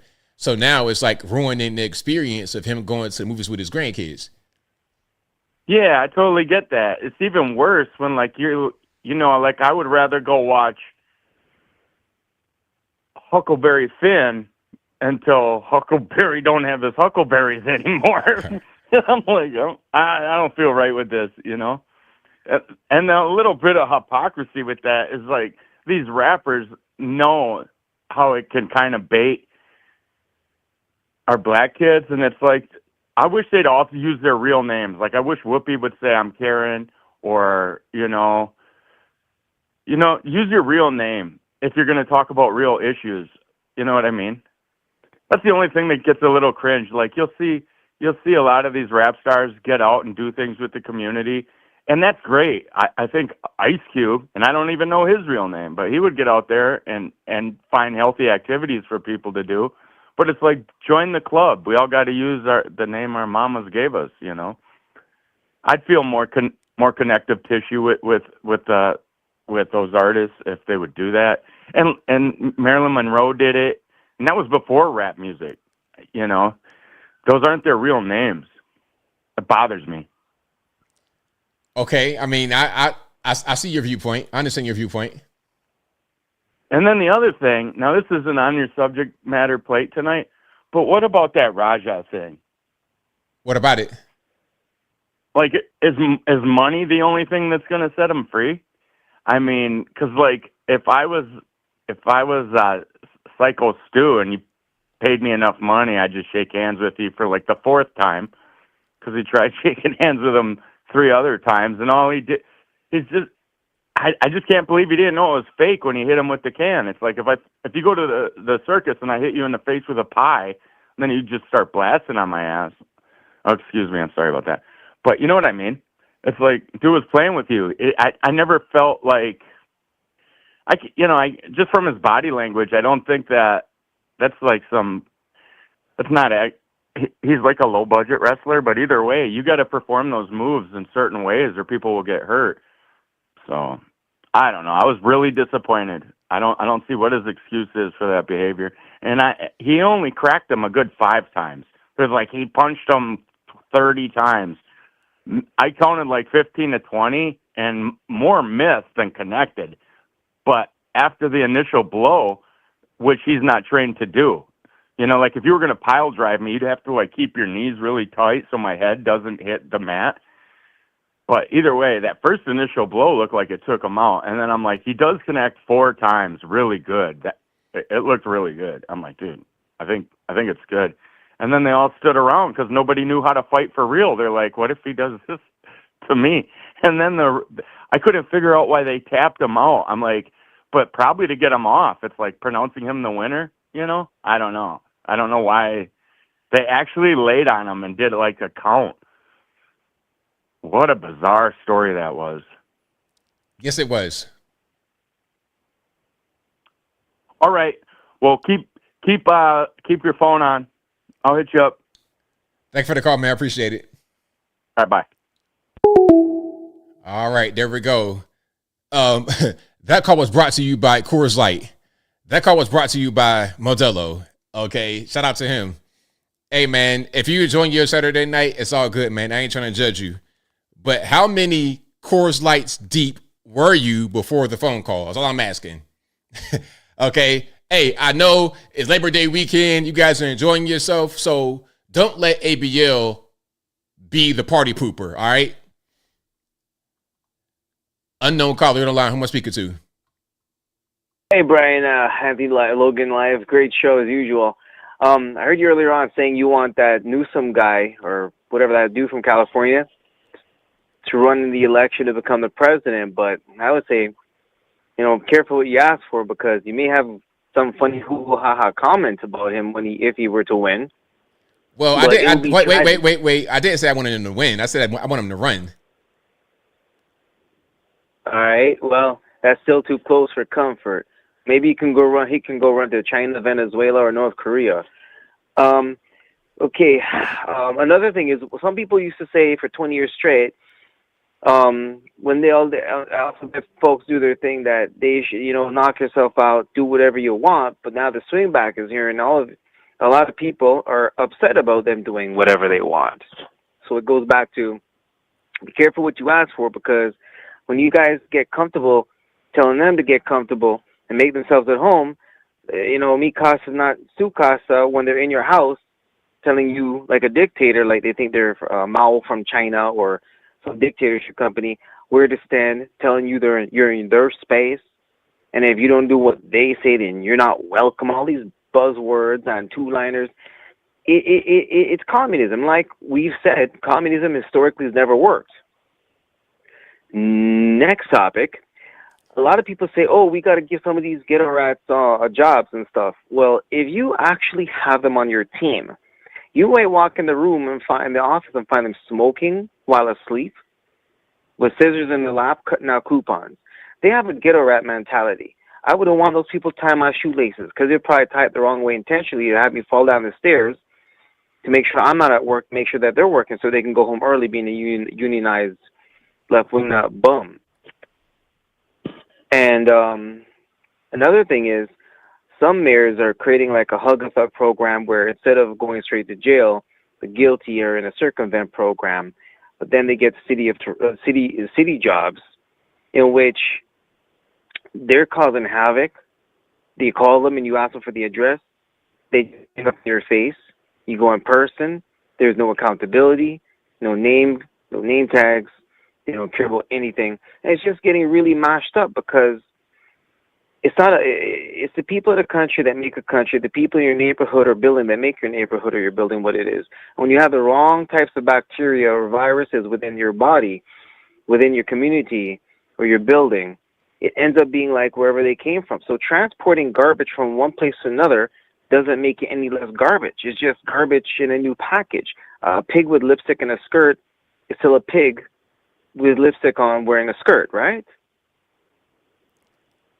Okay. That's facts. There I've it is. seen it right here. First place. Everywhere else talks about it years later. All this stuff is already being done here a long time ago, but you guys are hearing about it after and seeing the fallout. After, it's too late. Come on, guys. It's great to have good topics, but we got to keep these guys away. Don't scoff at me. I'm telling you. I'm showing you. Right on, man. It's not good when you give criminals city jobs. That's demented. They're supposed to be in jail, as you say, little rocks, big rocks. But they don't want anybody who is God-fearing or half decent. They don't want anybody who thinks like us. They want garbage to destroy our nation and to depopulate. They don't like God. They don't like his son, Jesus. They hate life. They even have a 666 flag. Anyway, good night, folks.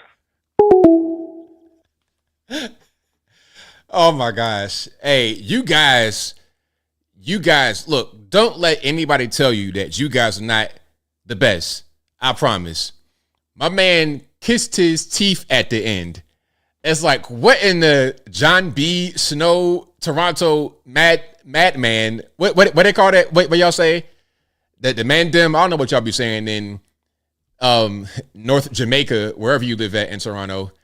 But shout out to you guys, man. You guys are the best. The absolute best. Don't let anyone tell you any different. All right, let's go. 206, you're online. Who am I speaking to? Oh, man. ABL, this is Clay Bigsby, man. I've been the member for months and been trying to call, and I finally got the pleasure of calling through. Yes, sir, man. What's going on with you? Man, I've just been enjoying the show as usual, man. I'm talking about, I'm out here in crazy Seattle land, and, man, you was talking about how working in the office is crazy. I'm an electrician. I do service calls, and every time I go to these offices, it's full of women from top to bottom running it. And the dudes, these guys, they pictures of their families on the desk, they're always super feminine. Always. Yep. In all these offices. I've been talking about it for years. The whole, in the trades, everything has been changed up on it. And now, you know what the new crowd is now. The new crowd is totally shifted. A guy that's a political commentator that's right-wing, that's from Seattle, he thinks that it's only 500,000. Dude, we've got way more than that out here now. I've seen whole cities change over. In the last year, we've had cities turn over. I mean, the whole population has changed. Right in front of our eyes. So hold on. So everybody understands. So everybody's clear. How is it? But what's the change been? Who are the new people coming in? It is Hispanics, like crazy. I mean, families deep too. I mean, it's not like all of us Americans is only like 1 or 2 kids for the most part. The new generations, but man, they're like 5, 6 kids deep. They're coming through. Oh, the whole school. I know 2 people that school teachers. They said the whole classes. And Seattle's one of them places that it was really like 25 kids in the class. Now there's like 35 kids in the class, typical. It's shot up. It is shot up. It is crazy. I mean, yeah, it's going to be a tough time. I got a email just the other day talking about that our union is going to have a whole thing of how to fight ICE. That's crazy. Like we have to have a union meeting on it, all type of stuff, man. It is. Yeah, it's big out here. ABL is big, man. It's a lot. And you know what? It's just ridiculous. And you know what? See, I know school teachers out here where I live, and they're talking about all the new kids coming to the class. And it's not just the Hispanics, it's everybody. You're talking about 6 languages in one class being spoken. Oh, yeah. So it's like, what do the teachers do? The teachers, they might know English and Spanish, and that's it. They don't know Mandarin Chinese or Hindu, or they don't know none of this stuff. So what are they going to do? And let's not shy away from the Africans too. Oh yeah, my brother. I do not speak the language very well. My brother. Yeah. They are deep, man. I'm telling you, I've seen it. I sent you a message, I think, like last week, and I was out there in deep in Oregon, in like Jarvis. Man, it barely went red. It will never go red again. Guaranteed. It barely went red last time. Barely the area went for Trump. It will never do it again. Never. Flags everywhere from all different type of places. That's terrible. Terrible. Yeah. But hey, ABL, man, you have a good night, man. I'm glad I finally was able to get through. Well, thank you for your call, man. I definitely appreciate you. All right. Bye. Hey, great call. Yeah, man, 6 languages in one class, 35 kids, 6 languages. What are you going to do with a situation? It's unsustainable. You did not sign up for that. You're just a regular teacher. You're teaching English, and you got to teach English to people that have never spoken English in their life, and they're already 13 years old. Let's go to 305 and online. Who am I speaking to? This is Jay. How you doing, man? Everything's good, man. What's going on? All right. I'm coming from the Sanchez area in Florida. And I really wanted to talk about him and our situation. Now, what's going on nationwide when it comes to immigration? The blacks in Miami and the whites in Miami have been going through that since the 80s. Okay? The tactic is they come in, they don't adapt, they don't want to speak English, and then what that does is they have a whole group of people that have money. So the stores and the businesses, they bend. So when they hire one in there, they say, oh, nobody speaks Spanish. So now they have to put a Spanish person ahead of you to go in customer service because they need them to speak in order to get their money. You know, then one of them gets in HR. Next thing you know, everybody whose application comes through got to be Dominguez, Juarez, or whatever. And people are getting, and then they take over the whole place. You know, I mean, I don't mind people coming here, but if you kept it all, everybody got their language together and kept it English only, it'll be an even playing field. You know, I mean, I see now, I get it. I drive Ubers down here. If they want to know where all the illegals at, come to Miami. That's where they're hiding. I mean, the Sanchez, he say he's doing all of that, but I don't see it. I get in the car, I drive Uber every day. Sometimes I get in the Uber, I'm so scared because they don't know how to drive. They can't speak to me. It's the easiest job to get. All you have to do is go in the app and have a car and a license. They selling licenses to these people. We know that. They've been doing this forever, since the 80s, and even more so now. You know? And I don't know if Miami's a sanctuary city or not, but they act like it, you know. And at my job today, I got cursed out by a correction officer, you know, and he was lacking. And everybody knows at my workplace I like Trump. They know that, and I can defend him all the way down, you know. But they never have nothing to say. Oh, I don't like him. He's too rough. He's dictated. He's this. He's that. Oh, the everything's going up. And I say, dude, you guys got a real small brain that you can't remember that it wasn't under Trump that all this stuff went up. It was under Biden. He's trying to get it down. Okay, you have to deal with it, you know. But anyway, back to the illegal thing. I mean, and one more thing I want to say is, I hate how they're doing the in the media when they talk about illegals. They say, "Oh, only the ones who are criminals, you know, or doing criminal activity." But if it's already a criminal act to be here, why not just come out and say it that way? You don't give them no room to say, "Oh, this one ain't doing that, and this one ain't doing that." Just say, "Boom, I'm coming to get all the people who are not supposed to be here," and then you don't have no problem.